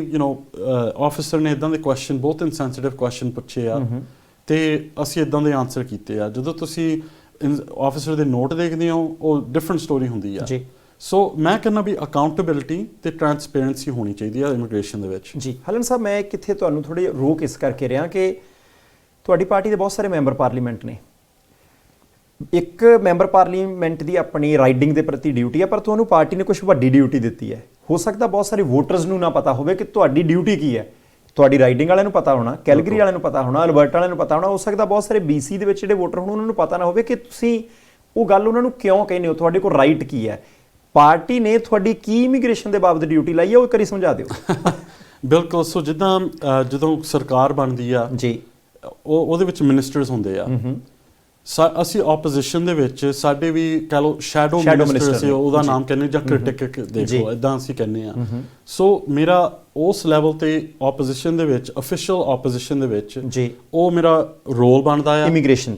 ਹਾਂਜੀ, ਇਮੀਗ੍ਰੇਸ਼ਨ ਦੇ ਵਿੱਚ। ਐਂਡ ਸੋ ਮੈਂ ਉਹੀ ਡਿਊਟੀ ਨਿਭਾ ਰਿਹਾ। ਬਿਲਕੁਲ। ਸੋ ਡਿਫਰੈਂਸ ਕੀ ਆ ਵੀ ਜਿਹੜਾ ਐਕਚੁਅਲ ਮਿਨਿਸਟਰ ਆ, ਉਹਦੇ ਪਿੱਛੇ 200 ਬੰਦੇ ਹੁੰਦੇ ਆ, ਬਿਊਰੋਕ੍ਰੇਸੀ ਹੁੰਦੇ ਆ। ਸਾਡੇ ਕੋਲ ਜਿਹੜੇ ਵੀ ਆਫਿਸ ਦੇ ਵਿੱਚ ਅਸੀਂ ਹੈਗੇ ਆ, ਉਹਨਾਂ ਨਾਲ ਕੰਮ ਚਲਾਉਣਾ। ਅੱਛਾ, ਇੱਕ ਮੈਨੂੰ ਹੋਰ ਦੱਸਿਓ, ਆਪਣੇ ਜਿਹੜਾ ਕਮਿਊਨਿਟੀ ਆ, ਭਾਈਚਾਰਾ, ਉਹਨਾਂ ਦੇ 2-3 ਬੜੇ ਮੇਨ ਇਸ਼ੂ ਆ। ਇਹ ਗੱਲ ਬਹੁਤ ਚੰਗੇ ਤਰੀਕੇ ਸਾਰੇ ਸਮਝਦੇ ਆ ਕਿ ਜਦੋਂ ਕੋਈ ਬਜ਼ੁਰਗ ਬੰਦਾ ਇੱਥੇ ਆਉਂਦਾ ਤੇ ਉਹ ਕੰਟਰੀ ਦੇ ਉੱਤੇ ਲਾਇਬਿਲਿਟੀ ਹੁੰਦੀ ਹੈ ਕਿ ਉਹਨੂੰ ਹੋ ਸਕਦਾ ਪੈਨਸ਼ਨ ਦਾ ਮਸਲਾ ਜਾਂ ਉਹਦੇ ਬਿਮਾਰ ਹੋਣ ਦੇ ਚਾਂਸਸ ਵੱਧ ਨੇ। ਪਰ ਜਿਹੜਾ ਬੰਦਾ ਇੱਥੇ ਦਾ ਨਾਗਰਿਕ ਬਣ ਗਿਆ, ਸਿਟੀਜ਼ਨ ਬਣ ਗਿਆ, ਉਹ ਆਪਣੀ ਫੈਮਿਲੀ ਨੂੰ ਵੀ ਨਾਲ ਰੱਖਣਾ ਚਾਹੁੰਦਾ। ਤੁਹਾਡੀ ਪਾਰਟੀ ਦੀ ਇਹਦੇ ਪ੍ਰਤੀ ਕੀ ਨੀਤੀ ਹੋਏਗੀ? ਕਿਉਂਕਿ ਹੁਣ ਕੋਈ ਸਮਝ ਨਹੀਂ ਆਉਂਦਾ, ਕਦੇ ਲੋਟਰੀ ਸਿਸਟਮ ਆ ਪੇਰੈਂਟਸ ਗ੍ਰੈਂਡ ਪੇਰੈਂਟਸ ਦੇ ਲਈ, ਕਦੀ ਕੁਛ ਹੈ। ਤੁਹਾਡੀ ਪਾਰਟੀ ਦੀ ਪਾਲਿਸੀ ਕੀ ਹੈ ਇਸ ਮੁੱਦੇ ਤੇ ਕਿ ਕੀ ਉਹਨਾਂ ਨੂੰ ਆਪਾਂ ਬ੍ਰੇਕ ਲਾ ਕੇ ਰੱਖਣੀ ਹੈ ਜਾਂ ਥੋੜਾ ਡੋਰ ਓਪਨ ਕਰਨਾ ਹੈ? ਕਿਉਂਕਿ ਪਹਿਲਾਂ ਤੁਹਾਨੂੰ ਯਾਦ ਹੋਣਾ ਕਿ ਕਈ ਸਾਲ ਲੱਗ ਜਾਂਦੇ ਸੀ, ਪਤਾ ਹੀ ਨਹੀਂ ਸੀ ਲੱਗਦਾ, ਬਜ਼ੁਰਗ ਉਧਰ ਹੀ ਪੂਰੇ ਹੋ ਜਾਂਦੇ ਸੀ ਕਈ ਵਾਰੀ। ਉਹ ਚੀਜ਼ ਨੂੰ ਥੋੜਾ ਜਿਹਾ ਸਮਝਾਉਣ ਦੀ ਕੋਸ਼ਿਸ਼ ਕਰਿਓ। ਬਿਲਕੁਲ ਜੀ। So this is a very very important topic, ਮੇਰੇ ਲਈ ਵੀ ਬਹੁਤ ਇੰਪੋਰਟੈਂਟ ਟਾਪਿਕ ਆ। ਗ੍ਰੈਂਡ ਪੇਰੈਂਟਸ ਐਂਡ ਪੇਰੈਂਟਸ ਦਾ ਜਿਹੜਾ ਪ੍ਰੋਗਰਾਮ ਆ, ਜਦੋਂ ਦਾ ਮੈਂ ਇਹ ਆਪਣਾ ਰੋਲ ਨਿਭਾ ਰਿਹਾ, ਮੈਂ ਇਹਨਾਂ ਨੂੰ ਇਹ ਕਿਹਾ ਸੀ ਵੀ ਅਸੀਂ ਕੋਈ ਨਵਾਂ ਸਿਸਟਮ ਲੈ ਕੇ ਆਈਏ, specially grandparents and parents ਦਾ ਜੀ। ਅਸੀਂ ਜਿੱਦਾਂ ਸਾਡੇ ਪਰਿਵਾਰਾਂ ਦੇ ਵਿੱਚ, ਹੁਣ ਮੈਂ ਹੋਮ ਬਿਲਡਿੰਗ ਇੰਡਸਟਰੀ ਦੇ ਵਿੱਚੋਂ ਆਇਆ, ਅਸੀਂ ਘਰ ਇਦਾਂ ਦੇ ਬਣਾਉਂਦੇ ਹੁੰਦੇ ਸੀਗੇ ਜਿੱਥੇ 2 ਮਾਸਟਰ ਬੈਡਰੂਮ ਹੁੰਦੇ ਸੀ। ਅਸੀਂ ਜੁਆਇੰਟ ਫੈਮਿਲੀ ਦੇ ਵਿੱਚ ਰਹਿੰਦੇ ਆ ਜੀ। ਆਫ ਕੋਰਸ ਮਮ, ਡੈਡ, ਗ੍ਰੈਂਡਮਾ, ਗ੍ਰੈਂਡਪਾ ਸਾਰੇ ਵਿੱਚ ਹੀ ਰਹਿੰਦੇ ਆ, ਐਂਡ ਵੀ ਵਾਂਟ ਵੀ ਉਹ ਇੱਥੇ ਆਉਣ, ਸਾਡੇ ਵਿੱਚ ਹੀ ਰਹਿਣ, ਰਾਈਟ? ਸੋ ਸਾਡੀ ਕਮਿਊਨਿਟੀ ਦੇ ਖਾਸ ਕਰਕੇ ਬਹੁਤ ਇੰਪੋਰਟੈਂਟ ਆ ਇਹ ਚੀਜ਼। ਸੋ ਅੱਜ ਦੀ ਡੇਟ ਦੇ ਵਿੱਚ ਜਿੱਦਾਂ ਪਿਛਲੇ ਸਾਲ ਇੱਕ ਡਰਾ ਹੋਇਆ ਸੀਗਾ ਗ੍ਰੈਂਡ ਪੇਰੈਂਟਸ ਐਂਡ ਪੇਰੈਂਟਸ ਦਾ, and it was very inefficient ਮੇਰੇ ਹਿਸਾਬ ਨਾਲ। ਪਹਿਲਾਂ ਪਿਛਲੇ ਅਪ੍ਰੈਲ ਦੇ ਵਿੱਚ ਉਹਨਾਂ ਨੇ ਕੱਢਣਾ ਸੀਗਾ, ਕੋਵਿਡ ਦਾ ਚਲੋ ਡਿਲੇ ਕਰਕੇ ਉਹਨਾਂ ਨੇ ਅਕਤੂਬਰ ਵਿੱਚ ਕੱਢਿਆ। ਅੱਜ ਦੀ ਡੇਟ ਦੇ ਵਿੱਚ ਜਿਹੜੀ ਅਸੀਂ ਇਨਕੁਆਇਰੀ ਪਾਈ ਆ, ਹੁਣ ਆਲਮੋਸਟ ਸਾਲ ਹੋ ਚੁੱਕਾ, ਇੱਕ ਐਪਲੀਕੇਸ਼ਨ ਵੀ ਨਹੀਂ ਪ੍ਰੋਸੈਸ ਹੋਈ ਜਿਹੜੀ ਪਿਛਲੇ ਅਕਤੂਬਰ 'ਚ ਹੋਈ, ਪਿਛਲੇ ਅਕਤੂਬਰ ਦੀ, ਸਾਲ ਹੋ ਚੱਲਾ, ਨਾਟ ਈਵਨ ਵਨ। ਤੇ ਦੇਖੋ ਅਸੀਂ ਹੁਣ ਪੈਂਡੈਮਿਕ ਦੇ ਵਿੱਚ ਕੀ ਦੇਖ ਰਹੇ ਹਾਂ, ਲੋਕਾਂ ਦੇ ਘਰਾਂ 'ਚ ਇੰਨੀਆਂ ਪ੍ਰੋਬਲਮਸ ਆ, ਲੋਕੀ ਲੇ ਆਫ ਹੋ ਰਹੇ ਸੀ, ਮੈਂਟਲ ਹੈਲਥ ਦੇ ਇਸ਼ੂਜ਼, ਕਈ ਇੱਦਾਂ ਦਾ ਕੋਈ ਬੱਚਾ ਵੀ ਹੁੰਦਾ, ਕਈ ਵਾਰ ਮੈਂਟਲ ਹੈਲਥ ਇਸ਼ੂਜ਼ ਹੁੰਦੇ ਆ ਜਾਂ ਫਿਜ਼ੀਕਲ ਇਸ਼ੂਜ਼ ਹੁੰਦੇ ਆ। ਸਾਨੂੰ ਸਪੋਰਟ ਦੀ ਬਹੁਤ ਲੋੜ ਆ। ਸੋ ਇਸ ਟਾਈਮ ਤੇ ਮੇਰੇ ਹਿਸਾਬ ਨਾਲ ਉੱਥੇ ਬਹੁਤ ਧਿਆਨ ਦੇਣਾ ਚਾਹੀਦਾ, ਉਹਨਾਂ ਨੂੰ ਐਕਚੁਅਲੀ ਐਕਸਪੈਡਾਈਟ ਕਰਨੇ ਚਾਹੀਦੇ ਆ, ਬਿਕਾਜ਼ ਹੁਣ ਲੋੜ ਆ। ਭਾਵੇਂ grandparent and parent programme ਦੇਖ ਲਓ ਜਾਂ ਜਿਹੜਾ ਨੈਨੀਜ਼ ਜਾਂ ਹਾਊਸਕੀਪਰ ਪ੍ਰੋਗਰਾਮ ਆ, ਉਹ ਪ੍ਰੋਗਰਾਮਸ ਨੂੰ ਸਾਨੂੰ ਉਹਦੇ ਤੇ ਧਿਆਨ ਦੇਣਾ ਚਾਹੀਦਾ, ਬਿਕਾਜ਼ ਲੋਕਾਂ ਨੂੰ ਅੱਜ ਦੀ ਡੇਟ ਦੇ ਵਿੱਚ ਬਹੁਤ ਲੋੜ ਆ ਜੀ। ਐਂਡ ਆਈ ਥਿੰਕ ਜਿਹੜੇ ਮੈਂ ਇੱਕ ਹੋਰ ਤਰ੍ਹਾਂ ਵੀ ਦੇਖਦਾ ਆ ਵੀ ਜਦੋਂ ਕੋਈ ਗ੍ਰੈਂਡ ਪੇਰੈਂਟ ਜਾਂ ਪੇਰੈਂਟ ਇੱਥੇ ਆਉਂਦਾ ਆ, ਉਹਦਾ ਇਹ ਵੀ ਮਤਲਬ ਹੋ ਜਾਂਦਾ ਵੀ ਜਿਹੜਾ ਇੱਕ ਲੈਟਸ ਸੇ ਹਸਬੈਂਡ ਔਰ ਵਾਈਫ, ਉਹ ਦੁਬਾਰਾ ਕੰਮ ਕਰ ਸਕਦੇ ਆ, ਬਿਕਾਜ਼ ਕਈ ਵਾਰ ਬਿਲਕੁਲ ਠੀਕ ਹੈ, ਬੱਚੇ ਉਹਨਾਂ ਨੇ ਸਾਂਭ ਲੈਣੇ ਆ, ਉਹ ਇਕਨੋਮੀ ਲਈ ਵੀ ਬਹੁਤ ਵਧੀਆ ਆ। ਅਸੀਂ ਬੋਝ ਨਹੀਂ ਕਹਿ ਸਕਦੇ, ਇਟਸ ਐਕਚੁਅਲੀ ਹੈਲਪਫੁਲ। ਤੇ ਜਦੋਂ ਉਹ ਪਰਮਨੈਂਟ ਬਣ ਜਾਂਦੇ ਆ ਜਾਂ they can get Canadian citizenship, ਉਹ ਵੀ ਕਈ ਵਾਰ ਕੰਮ ਕਰਨ ਲੱਗ ਜਾਂਦੇ ਆ। It contributes to the household and helps our economy. So ਫਾਇਦਾ ਹੀ ਫਾਇਦਾ ਆ। ਸਾਡੀ ਪਾਰਟੀ ਇਹੀ ਪੁਸ਼ ਕਰ ਰਹੀ ਆ। ਸੋ ਮੈਂ ਰੈਪਰੈਜ਼ੈਂਟੇਟਿਵ ਆ, right? I am ਪੁਸ਼ਿੰਗ for these things. So I think that it's very important that we have grandparents and parents here. ਪਰ ਜਿਹੜਾ ਅੰਡਰਲਾਈਨ ਜਿਹੜਾ ਇਸ਼ੂ ਆ ਇਮੀਗ੍ਰੇਸ਼ਨ ਵਿੱਚ ਭਾਜੀ, ਬੈਕਲੌਗ ਦੀ ਪ੍ਰੋਬਲਮ ਆ। And that's one topic definitely ਵੀ ਸਾਰੇ ਜਦੋਂ ਸਾਡੇ ਆਫਿਸਿਸ 90% ਮੈਂ ਕਿਹਾ ਵੀ ਇਮੀਗ੍ਰੇਸ਼ਨ ਦੇ ਇਸ਼ੂਜ਼ ਹੈਗੇ ਆ, almost all of those are caused by backlogs. ਸਾਡੀ ਲਿਬਰਲ ਸਰਕਾਰ ਨੇ ਬੈਕਲੌਗ ਤੇ ਉਹ ਪ੍ਰੋਪਰ ਧਿਆਨ ਨਹੀਂ ਦੇ ਰਹੇ। ਜੇ ਬੈਕਲੌਗਸ ਨਾ ਹੋਣ, ਇੰਨੀ ਹਾਰਡਸ਼ਿਪਸ ਨਾ ਫੇਸ ਕਰਨ ਫੈਮਲੀਜ਼। ਹੁਣ ਫੈਮਿਲੀ ਰੀਯੂਨੀਫਿਕੇਸ਼ਨ it's affecting that। ਜਿਹੜੇ ਟੈਂਪਰੇਰੀ ਫੋਰਨ ਵਰਕਰ ਆ ਉਹ ਵੀ ਹਜੇ ਡਿਲੇ ਆ। ਜਿਹੜੇ ਲੋਕੀ ਪ੍ਰੋਸੈਸਿੰਗ ਵਿੱਚ ਹੈਗੇ ਆ, they're getting delayed because of the backlogs। ਜੀ ਉਧਰੋਂ ਅਸੀਂ ਦੇਖ ਰਹੇ ਹਾਂ ਵੀ ਉਹ ਨਵੇਂ ਅਨਾਉਂਸਮੈਂਟਸ ਕਰੀ ਜਾਂਦੇ ਆ ਤੇ ਹੋਰ ਵੀ ਉਹ ਪਿੱਛੇ ਜਾਈ ਜਾਂਦੇ ਆ ਜਿਹੜੇ ਆਲਰੇਡੀ ਪ੍ਰੋਸੈਸ ਦੇ ਵਿੱਚ ਹੈਗੇ ਆ। ਜੀ ਹਲਨ ਸਾਹਿਬ, ਇੱਕ ਜਿਹੜੀ ਚੈੱਕਲਿਸਟ ਤੁਸੀਂ ਗੱਲ ਕੀਤੀ ਉਹ ਮੇਰੇ ਦਿਮਾਗ ਦੇ ਵਿੱਚ ਹੁਣ ਫਸ ਗਈ ਕੁੰਡੀ। ਉਹ ਮੈਨੂੰ ਲੱਗਦਾ ਬਹੁਤ ਇੰਪੋਰਟੈਂਟ ਹੈ ਕਿ ਜਦੋਂ ਅਸੀਂ ਕੋਈ ਚੀਜ਼ ਅਪਲਾਈ ਕਰ ਦਿੰਦਾ ਕੋਈ ਵੀ ਬੰਦਾ, ਉਹ ਲਾਸਟ ਮੂਮੈਂਟ ਤੇ ਜਾ ਕੇ ਚੈੱਕਲਿਸਟ ਆਉਂਦੀ ਆ ਤਾਂ ਉਹ ਕਈ ਵਾਰੀ ਉਹ ਪੂਰੀਆਂ ਨਹੀਂ ਕਰ ਪਾਉਂਦਾ। ਬਿਲਕੁਲ। ਜੇ ਤੁਹਾਡੀ ਪਾਰਟੀ ਅੱਗੇ ਆਉਂਦੀ ਹੈ, ਪਾਵਰ ਦੇ ਵਿੱਚ ਆਉਂਦੀ ਹੈ, ਕੀ ਇਸ ਚੀਜ਼ ਨੂੰ ਇੰਪਲੀਮੈਂਟ ਕਰਾਉਣ ਦੀ ਕੋਸ਼ਿਸ਼ ਕਰੋਗੇ? ਬਿਲਕੁਲ ਜੀ। ਦੇਖੋ, ਮੈਂ ਲਾਈਕ ਆਈ ਸੈਡ ਵੀ ਮੈਂ ਹੋਮ ਐਂਡ ਬਿਲਡਿੰਗ ਇੰਡਸਟਰੀ ਦੇ ਵਿੱਚ ਆਇਆ। ਜਦੋਂ ਅਸੀਂ ਪਰਮਿਟ ਲਈ ਅਪਲਾਈ ਕਰਦੇ ਹਾਂ, ਜਦੋਂ ਸਿਟੀ ਵਿੱਚ ਜਾਂਦੇ, ਪਹਿਲਾਂ ਕੀ ਹੁੰਦਾ ਸੀ, ਜਦੋਂ ਸ਼ੁਰੂ ਕੀਤਾ ਸੀਗਾ ਸਾਨੂੰ 3-4 ਘੰਟੇ ਵੇਟ ਕਰਨੇ ਪੈਂਦੇ ਸੀਗੇ ਇੱਕ ਜਗ੍ਹਾ ਤੇ, ਸਿਟੀ ਹਾਲ ਤੇ। ਜੇ ਤੁਹਾਡਾ ਇੱਕ ਪੇਪਰ ਮਿਸਿੰਗ ਸੀਗਾ ਤੁਹਾਨੂੰ ਮੋੜ ਦਿੰਦੇ ਸੀ ਵਾਪਸ, ਫਿਰ ਦੁਬਾਰਾ ਤੁਹਾਨੂੰ ਕਰਨਾ ਪੈਂਦਾ ਸੀਗਾ। I have that experience। ਮੈਨੂੰ ਪਤਾ ਹੈ ਵੀ how hard that is। ਤੁਸੀਂ ਇੰਨੀ ਪ੍ਰੈਪਰੇਸ਼ਨ ਪਹਿਲਾਂ ਕਰਦੇ ਹੋ, ਆਪਣਾ ਟਾਈਮ ਕੱਢ ਕੇ ਜਾਂਦੇ ਹੋ ਸਿਟੀ ਹਾਲ ਨੂੰ, ਤੇ ਇੱਕ ਪੇਪਰ ਪਿੱਛੇ ਤੁਹਾਨੂੰ ਵਾਪਸ ਮੋੜ ਦਿੰਦੇ ਆ, ਫਿਰ ਤੁਹਾਨੂੰ ਦੁਬਾਰਾ ਆਉਣਾ ਪੈਂਦਾ, ਵੇਟ ਕਰਨਾ ਪੈਂਦਾ। ਇਵੈਂਚੁਅਲੀ ਮੈਂ ਸਿਟੀ ਹਾਲ ਨਾਲ ਵੀ ਬਹੁਤ ਵਾਰ ਪੁਸ਼ ਕਰਕੇ ਸਾਰਾ ਆਨਲਾਈਨ ਕਰਤਾ ਸੀ ਉਹਨਾਂ ਨੇ। ਐਂਡ ਸੋ ਉਹ ਆਨਲਾਈਨ ਕਰਕੇ ਨਾ ਤਾਂ ਤੁਹਾਨੂੰ ਫਿਰ ਸਿਟੀ ਹਾਲ ਤੇ ਜਾਣਾ ਪੈਂਦਾ ਸੀਗਾ, and on top of that ਵੀ ਜੇ ਤੁਹਾਡੀ ਚੈੱਕਲਿਸਟ ਹੁੰਦੀ ਸੀ ਉਹ ਪੂਰੀ ਦੀ ਪੂਰੀ ਤੁਸੀਂ ਅਪਲੋਡ ਕਰ ਸਕਦੇ ਸੀ। And I feel that immigration should be the same way. ਜੀ ਮੈਂ ਇੱਕ ਐਗਜ਼ਾਮਪਲ ਤੁਹਾਨੂੰ ਦਿੱਤਾ ਸੀਗਾ ਐਮਾਜ਼ੋਨ ਦਾ। ਜੀ so it should be like that. You should be able to apply, ਪਰ ਜੇ ਪੇਪਰ ਮਿਸਿੰਗ ਵੀ ਹੋਵੇ, ਆਈ ਥਿੰਕ ਵੀ ਥੋੜਾ ਜਿਹਾ ਲੀਵੇ ਹੋਣਾ ਚਾਹੀਦਾ। ਭਾਵੇਂ 30 ਦਿਨ ਦੇ ਦਿਓ ਬੰਦੇ ਨੂੰ, ਆਨਲਾਈਨ ਦਾ ਐਕਸੈਸ ਦੇ ਦਿਓ ਵੀ ਤੁਸੀਂ ਆਨਲਾਈਨ ਵੀ ਉਹਨੂੰ ਅਪਲੋਡ ਕਰ ਸਕਦੇ ਹੋ। You should have more, because ਦੇਖੋ ਲੋਕੀ ਆਪਣੇ ਕੰਮਾਂ 'ਚ ਬਹੁਤ ਬਿਜ਼ੀ ਨੇ। ਮੈਂ ਕਈ ਕੇਸਿਸ ਇੱਦਾਂ ਦੇ ਵੀ ਦੇਖੇ ਆ ਵੀ ਉਹ ਇੱਕ ਪੇਪਰ ਪਿੱਛੇ ਜਾਂ ਇੱਕ ਚੈੱਕ ਮਾਰਕ ਪਿੱਛੇ ਉਹ ਸਾਰਾ ਉਹ ਭੇਜ ਦਿੰਦੇ ਆ ਵਾਪਸ, ਗਲਤ ਐਡਰੈਸ ਤੇ ਭੇਜ ਦਿੰਦੇ ਆ। ਤੇ ਜਿਹੜੇ ਐਪਲੀਕੈਂਟ ਆ ਉਹ ਬਿਜ਼ੀ ਆ ਆਪਣੇ ਕੰਮਾਂ ਕਾਰਾਂ 'ਚ, ਕਈ ਵਾਰ ਉਹਨਾਂ ਨੂੰ ਫੋਲੋ ਅਪ ਕਰਨ ਦਾ ਟਾਈਮ ਨਹੀਂ ਮਿਲਦਾ। ਸੋ ਦੇਖੋ ਕਿੰਨੀ ਤਕਲੀਫ ਮਿਲਦੀ ਹੈ ਉਹਨਾਂ ਨੂੰ। ਮੈਂ ਕਹਿੰਦਾ ਵੀ it should become easier and more transparent for them। ਹਲਨ ਸਾਹਿਬ, ਇਹ ਗੱਲਾਂ ਬਹੁਤ ਇੰਪੋਰਟੈਂਟ ਨੇ ਖਾਸ ਤੌਰ ਤੇ ਆਪਣੀ ਕਮਿਊਨਿਟੀ ਦੇ ਲਈ। ਇੱਕ ਗੱਲ ਦਾ ਹੋ ਸਕਦਾ ਕਿ ਵੋਟਾਂ ਦੇ ਨਾਲ ਸੰਬੰਧ ਨਾ ਹੋਵੇ, ਕਿਉਂਕਿ ਜਿਹੜਾ ਇੰਟਰਨੈਸ਼ਨਲ ਸਟੂਡੈਂਟ ਆਉਂਦਾ ਵੋਟਰ ਨਹੀਂ ਹੁੰਦਾ, ਪਰ ਮੈਨੂੰ ਲੱਗਦਾ ਕਿ ਉਹ ਵੀ ਵੋਟਾਂ ਦੇ ਨਾਲ ਸੰਬੰਧਿਤ ਹੀ ਹੈ, ਕਿਉਂਕਿ ਆਪਣੇ ਭਾਈਚਾਰੇ ਦੇ ਵਿੱਚ ਤਾਂ ਉਹ ਕਿਸੇ ਨਾ ਕਿਸੇ ਦਾ ਰਿਸ਼ਤੇਦਾਰ ਹੀ ਹੁੰਦਾ, ਤੇ ਉਹ ਰਿਸ਼ਤੇਦਾਰ ਜਿਹੜੇ ਪਹਿਲਾਂ ਦੇ ਆਏ ਵੋਟਰ ਹੀ ਹੁੰਦੇ ਆ। ਮੈਨੂੰ ਇੱਕ ਲੱਗਦਾ, ਮੈਂ ਘਾਟ ਨਹੀਂ ਕਹਿੰਦਾ, ਕਿ ਹੋ ਸਕਦਾ ਚੀਜ਼ਾਂ ਸਟੈਪ ਬਾਈ ਸਟੈਪ ਹੋਣ, ਕਿ ਜਦੋਂ ਕੋਈ ਇੰਟਰਨੈਸ਼ਨਲ ਸਟੂਡੈਂਟ ਆਉਂਦਾ ਉਹਦੇ ਲਈ ਪ੍ਰੋਪਰ ਕੋਈ ਕਾਉਂਸਲਿੰਗ ਨਹੀਂ ਹੈ, ਉਹਦੇ ਲਈ ਪ੍ਰੋਪਰ ਕੋਈ 2-4 ਕਲਾਸਿਸ ਹੋਣੀਆਂ ਚਾਹੀਦੀਆਂ ਕਿ ਕੰਟਰੀ ਦੇ ਰੂਲ ਕੀ ਹੈ, ਇੱਥੇ ਬਿਹੇਵੀਅਰ ਆਪਾਂ ਚੇਂਜ ਕਿੱਦਾਂ ਕਰਨੇ ਆ, ਕਿਵੇਂ ਕੋਈ ਚੀਜ਼ ਅਪਲਾਈ ਕਰਨੀ ਹੈ। ਕਿਉਂਕਿ ਖਾਸ ਤੌਰ ਤੇ ਜੇ ਪੰਜਾਬ ਤੋਂ ਕੋਈ ਬੱਚਾ ਆਉਂਦਾ, ਕਈ ਵਾਰੀ ਅਸੀਂ ਈਮੇਲ ਲਿਖਣ ਦੇ ਲਈ ਹੀ ਠੀਕ ਨਹੀਂ ਹੁੰਦੇ, ਕਿਉਂਕਿ ਹਰ ਇੱਕ ਦੇਸ਼ ਦੀ ਸਟੱਡੀ ਦਾ ਸਟਰਕਚਰ ਆਪੋ ਆਪਣਾ। ਸ਼ਾਇਦ ਇੱਥੇ ਜਿਹੜਾ ਇੱਕ ਪੁਰਾਣਿਆਂ ਤੇ ਨਵਿਆਂ ਦਾ ਕਈ ਵਾਰੀ ਲੱਗਦਾ ਕਿ ਗੈਪ ਹੈ, ਜੇ ਕਿਤੇ ਉਹ ਅਸੀਂ ਚੀਜ਼ ਨੂੰ ਫਿਲ ਕਰ ਦਈਏ ਤਾਂ ਸ਼ਾਇਦ ਉਹ ਗੈਪ ਬਹੁਤ ਵੱਡੀ ਪੱਧਰ ਤੇ ਦੂਰ ਹੋ ਜਾਏ। ਕੀ ਤੁਹਾਡੀ ਪਾਰਟੀ ਇਹਦੇ ਵੱਲ ਥੋੜਾ ਬਹੁਤ ਧਿਆਨ ਦੇਣ ਦੀ ਕੋਸ਼ਿਸ਼ ਕਰੂ? ਬਿਲਕੁਲ ਜੀ, ਇਹ ਬਹੁਤ ਵਧੀਆ ਪੁਆਇੰਟ ਤੁਸੀਂ ਰੇਜ਼ ਕੀਤਾ ਆ। ਜਿਹਨੂੰ ਅਸੀਂ ਰੀਸੈਟਲਮੈਂਟ ਸਰਵਿਸਿਜ਼ ਕਹਿੰਦੇ ਆ ਜੀ, ਮੇਰੇ ਹਿਸਾਬ ਨਾਲ ਸਾਨੂੰ ਜ਼ਿਆਦਾ ਉਹਦੇ ਵਿੱਚ ਰਿਸੋਰਸਿਸ ਜ਼ਿਆਦਾ ਸਾਨੂੰ ਕਰਨੇ ਚਾਹੀਦੇ ਆ। ਭਾਵੇਂ I don't know if it should be a requirement or there should be something there ਵੀ ਜਿਹੜਾ ਬੰਦਾ ਆ, ਜਿਹੜਾ ਵੀ ਕੋਈ ਆਉਂਦਾ ਇੱਥੇ, ਭਾਵੇਂ ਇੰਟਰਨੈਸ਼ਨਲ ਸਟੂਡੈਂਟ ਹੋਵੇ ਜਾਂ ਕੋਈ ਵੀ ਇਮੀਗ੍ਰੈਂਟ, ਵਰਕ ਪਰਮਿਟ ਤੇ ਕੋਈ ਹੋਵੇ, ਕੋਈ ਵੀ ਹੋਵੇ, ਉਹਨਾਂ ਨੂੰ ਰਿਸੋਰਸਿਸ ਮਿਲਣੇ ਚਾਹੀਦੇ ਆ ਜੀ। ਐਂਡ ਵਿਦ ਦੋਜ਼ ਰਿਸੋਰਸਿਸ ਆ ਜਿਹੜੀਆਂ ਚੀਜ਼ਾਂ ਤੁਸੀਂ ਕਹੀਆਂ, ਭਾਵੇਂ ਇੰਗਲਿਸ਼ ਕਲਾਸਾਂ ਹੋਣ ਔਰ like what is Canada about, ਸਾਡੀ ਹਿਸਟਰੀ, ਉਹ ਸਾਰਾ ਕੁਛ ਉਹਦੇ ਵਿੱਚ ਟੀਚ ਕਰਨਾ ਚਾਹੀਦਾ ਆ। ਦੇयर ਆਰ ਸਮ ਰੀਸੈਟਲਮੈਂਟ ਸਰਵਿਸਿਜ਼, ਪਰ ਜ਼ਿਆਦਾ ਲੋਕਾਂ ਨੂੰ ਪਤਾ ਨਹੀਂ and that is on the government. ਜਦੋਂ ਕੋਈ ਬੰਦਾ ਇੱਥੇ ਆਉਂਦਾ ਆ, they should know that these resources are available. So ਬਿਲਕੁਲ ਮੈਂ ਸਹਿਮਤ ਹਾਂ, ਇਹ ਚੀਜ਼ਾਂ ਬਹੁਤ ਜ਼ਰੂਰੀ ਨੇ। ਬਿਲਕੁਲ ਠੀਕ ਹੈ ਜੀ। ਹਲਨ ਸਾਹਿਬ, ਤੁਸੀਂ ਸਹਿਮਤੀ ਪ੍ਰਗਟਾਈ, ਮੈਨੂੰ ਖੁਸ਼ੀ ਹੋਈ। ਹੁਣ ਆਪਾਂ ਆਉਣਾ ਇਕੋਨਮੀ ਤੇ। ਬਿਲਕੁਲ ਉਹ ਥੋੜਾ ਜਿਹਾ ਕੰਮ ਟੇਢਾ ਜਿਹਾ ਹੋ ਗਿਆ ਪਿਛਲੇ ਸਮੇਂ 'ਚ। ਚਲੋ, ਇੱਕ ਤਾਂ ਕੋਵਿਡ ਸੀ, ਸਾਰੀ ਦੁਨੀਆ ਹੀ ਪੁੱਠੀ ਸਿੱਧੀ ਹੋਈ ਪਈ ਹੈ। ਹੁਣ ਮੈਨੂੰ ਐਂ ਲੱਗਦਾ ਕਿ ਇੱਕ ਪਾਸੇ ਦੇਸ਼ ਦੀ ਇਕੋਨਮੀ ਹੈ, ਦੂਜੇ ਪਾਸੇ ਇੱਕ ਪਰਿਵਾਰ ਦੀ, ਘਰ ਦੀ ਇਕੋਨਮੀ ਹੈ। ਸਰਕਾਰ ਨੇ ਪੈਸੇ ਦਿੱਤੇ ਕਿ ਭਾਈ ਜੇ ਕੰਮ ਛੁੱਟ ਗਿਆ ਤੁਸੀਂ ਘਰੇ ਬੈਠੋ। ਉਹਦੇ ਨਾਲ ਹੋ ਸਕਦਾ ਕਿ ਦੇਸ਼ ਦੀ ਇਕੋਨਮੀ ਦੇ ਉੱਤੇ ਬੁਰਾ ਅਸਰ ਪਿਆ ਹੋਵੇ, ਪਰ ਹੋ ਸਕਦਾ ਸਾਰੇ ਲੋਕ ਦੇਸ਼ ਦਾ ਨਾਂ ਸੋਚ ਪਾਉਣ, ਉਹਨਾਂ ਨੂੰ ਘਰ ਚੰਗਾ ਲੱਗਦਾ ਹੋਵੇ। ਪਿਛਲੇ 1.5 ਸਾਲ ਦੇ ਵਿੱਚ ਜੋ ਸਰਕਾਰ ਨੇ ਲੋਕਾਂ ਨੂੰ ਹੈਲਪ ਦਿੱਤੀ, ਉਹਦੇ ਨਾਲ ਫੈਡਰਲ ਸਟਰਕਚਰ ਦੇ ਉੱਤੇ ਕੀ ਪ੍ਰਭਾਵ ਪਿਆ, ਦੇਸ਼ ਦੇ ਘਾਟੇ ਤੇ ਕੀ ਅਸਰ ਪਿਆ, ਉਹਨੂੰ ਤੁਹਾਡੀ ਪਾਰਟੀ ਕਿੱਦਾਂ ਦੇਖਦੀ ਹੈ? ਬਿਲਕੁਲ ਜੀ। ਸੋ ਮੈਂ ਲਾਈਕ ਆਈ ਸੈਡ ਮੈਂ ਹੋਮ ਬਿਲਡਿੰਗ ਇੰਡਸਟਰੀ ਤੋਂ ਵਿੱਚੋਂ ਆਇਆ। ਸੋ 2015 ਦੇ ਵਿੱਚ ਮੈਂ ਜਿਹੜਾ ਸੀ ਐਕਸਪੀਰੀਅੰਸ ਕੀਤਾ, ਸਪੈਸ਼ਲੀ ਅਲਬਰਟਾ 'ਚ। ਸਾਡੀ ਅਲਬਰਟਾ ਦੀ ਇਕਨੋਮੀ ਸਾਨੂੰ ਪਤਾ ਹੀ ਵੀ ਐਨਰਜੀ ਇੰਡਸਟਰੀ ਤੇ ਖੜੀ ਆ। ਸਾਰਾ ਜਿਹੜਾ ਕੈਨੇਡਾ ਵੀ ਆ, ਜਿੰਨੇ ਅਸੀਂ ਟ੍ਰਾਂਸਫਰ ਪੇਮੈਂਟਸ ਵੀ ਦਿੰਦੇ ਆ, ਜਿਹੜਾ ਵੀ ਅਲਬਰਟਾ ਕੰਟਰੀਬਿਊਟ ਕਰਦਾ ਕੈਨੇਡਾ ਨੂੰ, ਜੀ it's the most because of energy industry. ਹੁਣ ਜਦੋਂ ਲਿਬਰਲ ਸਰਕਾਰ ਆਈ ਆ, ਸਪੈਸ਼ਲੀ ਅਲਬਰਟਾ ਦੇ ਵਿੱਚ ਅਸੀਂ ਉਹਦਾ ਨੈਗੇਟਿਵ ਇਫੈਕਟ ਦੇਖਿਆ ਆ। ਉਹਨਾਂ ਨੇ ਇੱਦਾਂ ਦੀਆਂ ਪਾਲਿਸੀਜ਼ ਇੰਪਲੀਮੈਂਟ ਕੀਤੀਆਂ।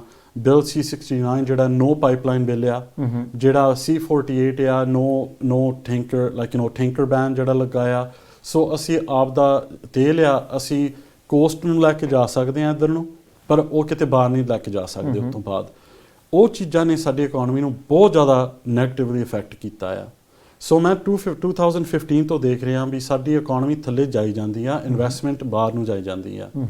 ਈਵਨ ਅਪ ਅੰਟਿਲ ਰੀਸੈਂਟਲੀ, ਅੱਜ ਦੀ ਡੇਟ ਦੇ ਵਿੱਚ ਜਿਹੜੀਆਂ ਜੌਬਸ ਲੈਵਲਸ ਟਰੂਡੋ ਸਾਹਿਬ ਨੇ ਪ੍ਰੋਮਿਸ ਕੀਤੀਆਂ ਸੀ, ਉਹ ਮਿਲਣ ਦੀ he is not able to keep up with that either.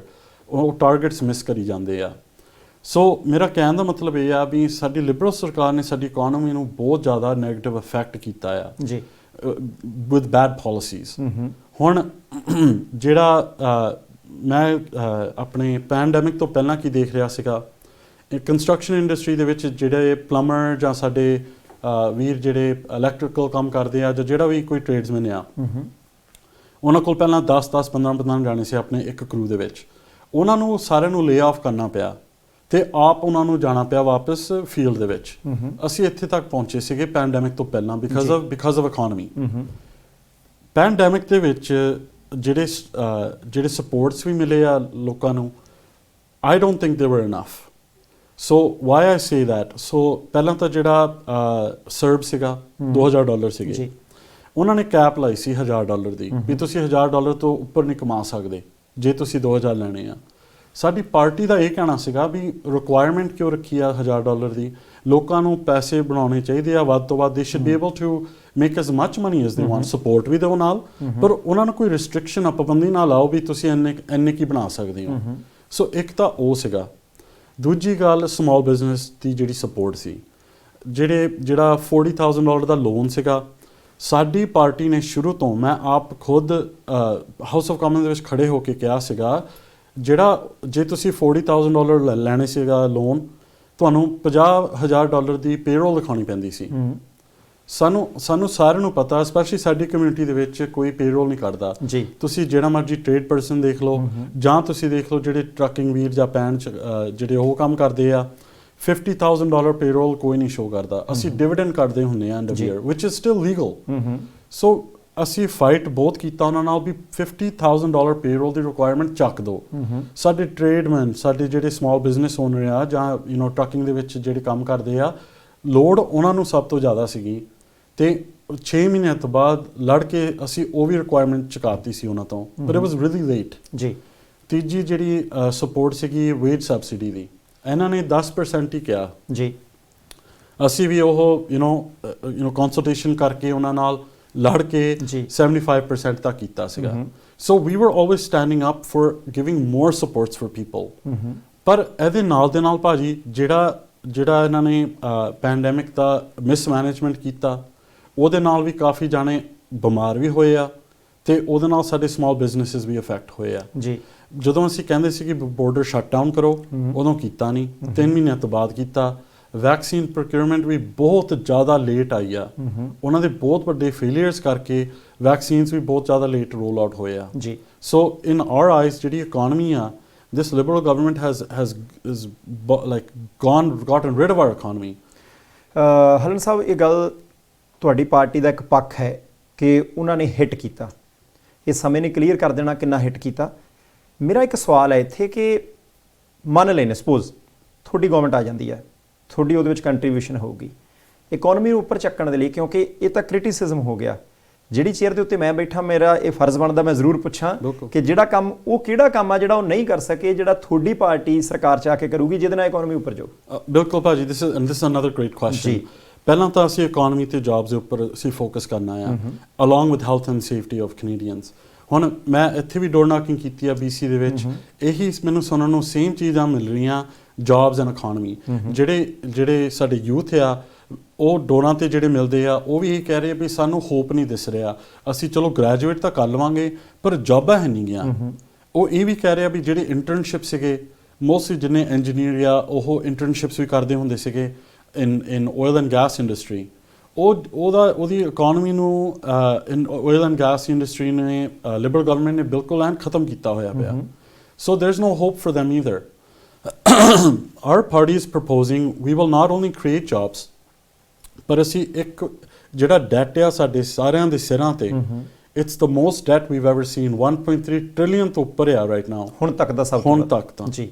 And ਉਹ ਵੀ ਬੋਝ ਆ ਇੱਕ ਕਿਸਮ ਦਾ, ਮੇਰੇ ਗ੍ਰੈਂਡ ਕਿਡਸ ਦੇ ਉੱਪਰ ਆ ਡੈਟ ਜਾਊਗਾ। So what does that mean? It means ਵੀ ਜਦੋਂ ਕੋਈ ਕੰਪਨੀ ਵੀ ਇੱਧਰ ਕੈਨੇਡਾ ਨੂੰ ਦੇਖਦੀ ਆ, ਜੇ ਇਨਵੈਸਟ ਕਰਨ ਨੂੰ ਦੇਖਦੀ ਆ, we don't look like a good country to invest in. ਪਹਿਲਾਂ ਤਾਂ ਅਸੀਂ ਕਹਿੰਦੇ ਹਾਂ ਵੀ ਅਸੀਂ ਬਜਟ ਨੂੰ ਵੀ ਬੈਲੈਂਸ ਕਰਾਂਗੇ, ਅਲੋਂਗ ਵਿਦ ਦੈਟ ਅਸੀਂ ਜਿੰਨੀ ਓਵਰ ਸਪੈਂਡਿੰਗ ਆ ਉਹਨੂੰ ਕੰਟਰੋਲ ਜ਼ਰੂਰ ਕਰਨੀ ਚਾਹੀਦੀ ਆ। But we need to support small business first. ਜਿਹੜੀ ਸਾਡੀ oil and gas energy industry ਆ ਉਹਨੂੰ ਵੱਧ ਤੋਂ ਵੱਧ ਉਹਨੂੰ ਫਲਰਿਸ਼ ਕਰਨਾ ਚਾਹੀਦਾ। Less regulation within that industry, because that industry has given everyone so much, right? These are just some small examples. Then we are promising ਜਿਹੜੀ million jobs lose ਹੋਈਆਂ, we have a plan to get those back. ਅਸੀਂ small businesses ਨੂੰ we need to help them flourish the most. Small businesses are backbone of this country. ਜਦੋਂ ਅਸੀਂ rules and regulations ਜ਼ਿਆਦਾ ਲਾ ਦਿੰਦੇ ਆ ਉਹਨਾਂ ਤੇ, they're not able to do better, right? So these are just some examples of what we will do. ਜਿਹੜੀ health and safety ਆ ਉਹਦੇ ਤੇ ਵੀ ਜ਼ਰੂਰ ਅਸੀਂ ਕਹਿੰਦੇ ਆ ਵੀ ਇੱਦਾਂ ਹੁਣ ਜਦੋਂ ਪੈਂਡੈਮਿਕ ਸ਼ੁਰੂ ਹੋਇਆ ਸੀਗਾ ਸਾਡੀ PPE ਦਾ ਸਟਾਕ ਹੀ ਬਹੁਤ ਘੱਟ ਸੀ, ਇਹਨਾਂ ਨੇ ਡਿਸਟਰੋਏ ਕਰਤਾ ਸੀਗਾ। ਸੋ ਅਸੀਂ ਵੀ ਇਹੀ ਵੀ ਮੇਕ ਸ਼ੋਰ ਕਰਾਂਗੇ ਵੀ ਜਦੋਂ ਜੇ ਕੋਈ ਕਦੇ ਪੈਂਡੈਮਿਕ ਦੁਬਾਰਾ ਆਵੇ we will be prepared for that. ਹਲਨ ਸਾਹਿਬ, ਮੈਂ ਮੈਂਟਲ ਹੈਲਥ ਤੇ ਆਉਣਾ, ਪਰ ਉਹਦੇ ਤੋਂ ਪਹਿਲਾਂ ਜੇ ਅੱਜ ਦੀ ਸਰਕਾਰ, ਟਰੂਡੋ ਸਰਕਾਰ ਇੰਨੀ ਮਾੜੀ ਆ, ਇੰਨੀ ਕਮਜ਼ੋਰ ਆ, ਜੇ ਉਹਨੇ ਇੰਨੇ ਗਲਤ ਫੈਸਲੇ ਲਏ ਆ, ਜੋ ਤੁਹਾਡੇ ਸ਼ਬਦ ਨੇ, ਫਿਰ ਵੀ ਵੋਟਰ ਦਾ ਵੋਟ ਪਾਉਣਾ ਆਪਣਾ ਹੱਕ ਹੈ। ਉਹ ਕਿਹਨੂੰ ਵੋਟ ਪਾਉਂਦਾ ਨਾ ਮੈਨੂੰ ਪਤਾ ਨਾ ਤੁਹਾਨੂੰ ਪਤਾ, ਪਰ ਟਰੂਡੋ ਸਾਹਿਬ ਦੇ ਮੁਕਾਬਲੇ ਤੁਹਾਡੀ ਪਾਰਟੀ ਦੇ ਜਿਹੜੇ ਲੀਡਰ ਨੇ, ਜਿਹੜੇ ਹੈੱਡ ਨੇ, ਬਹੁਤ ਜ਼ਿਆਦਾ ਉੱਪਰ ਜਾਂਦੇ ਨਜ਼ਰ ਨਹੀਂ ਆ ਰਹੇ। ਜਾਣੀ ਜੇ ਸਰਕਾਰ ਦੀਆਂ ਪਾਲਿਸੀਜ਼ ਵੀ ਠੀਕ ਨਹੀਂ, ਜੇ ਦੇਸ਼ ਦੇ ਉੱਤੇ ਕਰਜ਼ਾ ਵੀ ਵੱਧ ਗਿਆ, ਜੇ ਜੌਬਸ ਵੀ ਘੱਟ ਹੋ ਗਈਆਂ, ਜੇ ਇਮੀਗ੍ਰੇਸ਼ਨ ਪਾਲਿਸੀ ਦੇ ਵਿੱਚ ਵੀ ਲੱਗਦਾ ਕਿ ਉਹ ਸਾਰੀਆਂ ਬੈਕਲੌਗ ਆ ਜਾਂ ਸਾਰਾ ਕੁਝ, ਕੀ ਕਾਰਨ ਲੱਗਦਾ? ਕੀ ਪਾਰਟੀ ਲੀਡਰ ਲੇਟ ਹੋ ਗਿਆ, ਜੇ ਉਹਨਾਂ ਨੂੰ ਥੋੜਾ ਸਮਾਂ ਹੋਇਆ, ਜਾਂ ਕੀ ਕਾਰਨ ਹੈ? ਇਹ ਹੋ ਸਕਦਾ ਸਵਾਲ ਤੁਹਾਨੂੰ ਹਾਰਡ ਲੱਗੇ, ਪਰ ਹੈ ਬਹੁਤ ਵਧੀਆ ਸਵਾਲ ਹੈ ਭਾਜੀ। ਸੋ 2019 ਦੀ ਇਲੈਕਸ਼ਨ ਦੇ ਵਿੱਚ ਇੱਕ ਚੀਜ਼ ਸਾਨੂੰ ਯਾਦ ਰੱਖਣੀ ਚਾਹੀਦੀ ਆ ਵੀ ਸਾਨੂੰ 1 ਮਿਲੀਅਨ ਵੋਟਸ ਜ਼ਿਆਦਾ ਮਿਲੇ ਆ, ਸਾਨੂੰ ਪੋਪੂਲਰ ਵੋਟ ਵੀ ਮਿਲੀ ਆ ਕੰਪੇਅਰ ਟੂ ਦ ਲਿਬਰਲਸ ਜੀ। ਸੋ ਐਂਡ ਜਿੰਨੇ ਸਕੈਂਡਲਸ ਅੱਜ ਤੱਕ ਹੋਏ ਆ ਉਹ ਵੀ ਚੀਜ਼ਾਂ ਸਾਨੂੰ ਸੁਣਨ ਨੂੰ ਮਿਲਦੀਆਂ ਡੋਰਾਂ ਤੇ। ਕਈ ਵਾਰ ਪੋਲਸ ਦੇਖ ਕੇ ਕਈ ਵਾਰ ਕਲੀਅਰ ਪਿਕਚਰ ਨਹੀਂ ਆਉਂਦੀ, ਜਿੰਨਾ ਚਿਰ ਤੁਸੀਂ ਡੋਰਾਂ ਤੇ ਨਹੀਂ ਜਾਂਦੇ ਤੁਹਾਨੂੰ ਆਪ ਨਹੀਂ ਮਹਿਸੂਸ ਹੁੰਦਾ ਵੀ ਕੀ ਹੋ ਰਿਹਾ ਬਾਹਰ।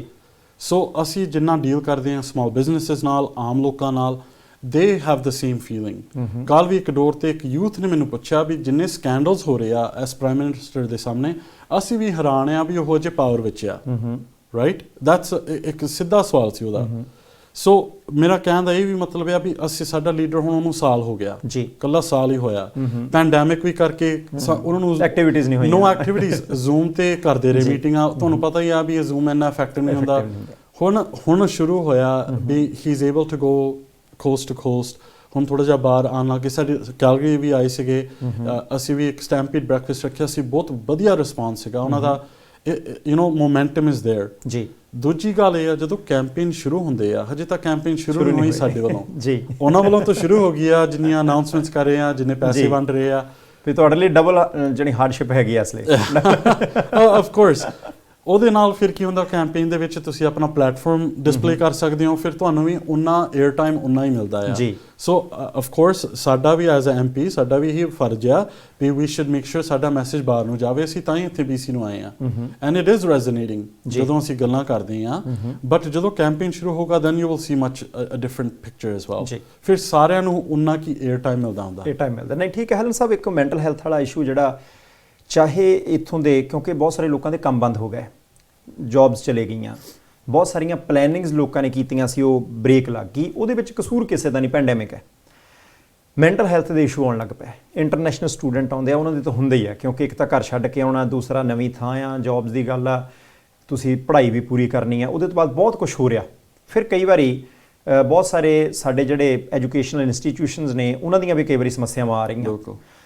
ਉਹ ਸਾਰੀ ਚੀਜ਼ ਦੇ ਵਿੱਚ ਕੀ ਲੱਗਦਾ ਕਿ ਮੈਂਟਲ ਹੈਲਥ ਦਾ ਇਸ਼ੂ ਬਹੁਤ ਵੱਡਾ ਹੋ ਗਿਆ, ਲੋਕ ਮੈਂਟਲੀ ਬਹੁਤ ਸਾਰੀਆਂ ਸਮੱਸਿਆਵਾਂ ਦਾ ਸਾਹਮਣਾ ਕਰ ਰਹੇ ਆ। ਉਹਦੇ ਲਈ ਤੁਹਾਡੇ ਕੋਲੇ ਰੋਡ ਮੈਪ ਕੀ ਹੈ ਕਿ ਜੇ ਕਦੇ ਮੌਕਾ ਮਿਲਦਾ ਤਾਂ ਕਿਵੇਂ ਉਸ ਚੀਜ਼ ਨੂੰ ਤੁਸੀਂ ਪੂਰਾ ਕਰਨ ਦੀ ਕੋਸ਼ਿਸ਼ ਕਰੋਗੇ? ਬਿਲਕੁਲ ਭਾਜੀ, ਬਹੁਤ ਜ਼ਿਆਦਾ ਇੰਪੋਰਟੈਂਟ ਟੌਪਿਕ ਆ ਐਂਡ ਇਟਸ ਸਮਥਿੰਗ ਅਸੀਂ ਸਾਰਿਆਂ ਨੂੰ ਫੋਕਸ ਕਰਨਾ ਚਾਹੀਦਾ ਇਹਦੇ 'ਤੇ। ਸਾਡਾ ਪਲੈਟਫਾਰਮ ਜਿਹੜਾ ਸਾਡਾ ਇੱਕ 5 ਪੁਆਇੰਟ ਪਲਾਨ ਆ, ਉਹਦੇ ਵਿੱਚ ਵੀ ਇੱਕ ਸਪੈਸ਼ਲ ਨੰਬਰ ਇੱਕ ਹੈਗਾ ਆ secure mental health. Last parliament ਦੇ ਵਿੱਚ ਇੱਕ ਮੇਰਾ ਕੋਲੀਗ ਇੱਥੋਂ BC ਤੋਂ ਹੀ, ਉਹਨੇ ਹਾਊਸ ਆਫ ਕਾਮਨ ਦੇ ਵਿੱਚ ਇੱਕ ਪਾਸ ਕਰਾਇਆ ਸੀਗਾ ਫॉर ਮੈਂਟਲ ਹੈਲਥ। ਇੱਕ ਹੌਟਲਾਈਨ ਅਸੀਂ ਪਾਸ ਕਰਵਾਈ ਸੀ, ਉਹਦਾ 988 ਨੰਬਰ ਆ, and it was passed in the house of Commons just for people under mental health. ਇਹ ਆਮ ਨੰਬਰ ਨਹੀਂਗਾ, ਇਹ ਹੈਗਾ ਆ ਵੀ ਜੇ ਤੁਸੀਂ ਉਹਨੂੰ ਉਸ ਹੌਟਲਾਈਨ ਨੂੰ ਫੋਨ ਕਰੋ, ਉਹਦੇ ਵਿੱਚ ਤੁਹਾਨੂੰ ਤੁਹਾਡੇ ਨਾਲ ਡਾਇਰੈਕਟ ਇੱਕ ਪ੍ਰੋਫੈਸ਼ਨਲ ਹੋਊਗਾ, ਦੂਜੀ ਐਂਡ ਗੱਲ ਕਰੂਗਾ ਡਾਇਰੈਕਟ, ਨਾਟ ਵੀ ਕੋਈ EMPLOYEE ਜਾਂ ਇੱਦਾਂ ਦਾ। This is direct with a health professional, ਭਾਵੇਂ ਡਾਕਟਰ ਹੋਵੇ, ਸਾਈਕਾਇਟਰਿਸਟ ਹੋਵੇ, ਡਾਇਰੈਕਟ ਤੁਹਾਡਾ ਲਿੰਕ ਹੋਵੇ। ਲਿਬਰਲ ਸਰਕਾਰ ਨੇ ਅੱਜ ਤੱਕ ਇਹਦੇ ਤੇ ਐਕਸ਼ਨ ਨਹੀਂ ਲਿਆ, ਜਦੋਂ ਸਾਨੂੰ ਪਤਾ ਆ ਵੀ ਇੰਪਲੀਮੈਂਟ ਨਹੀਂ ਹੋ ਸਕਿਆ ਹਜੇ ਤੱਕ। ਨਾਲੇ ਉਹ ਹਾਊਸ ਆਫ ਕਾਮਨਸ ਦੇ ਵਿੱਚ ਵੀ ਪਾਸ ਹੋ ਚੁੱਕਾ ਆ, ਫਿਰ ਵੀ ਨਹੀਂ ਉਹ ਪਾਸ ਨਹੀਂ ਕਰਵਾ ਰਹੇ। ਤੇ ਅੱਜ ਦੀ ਡੇਟ ਦੇ ਵਿੱਚ this is one of the most important things that we could have.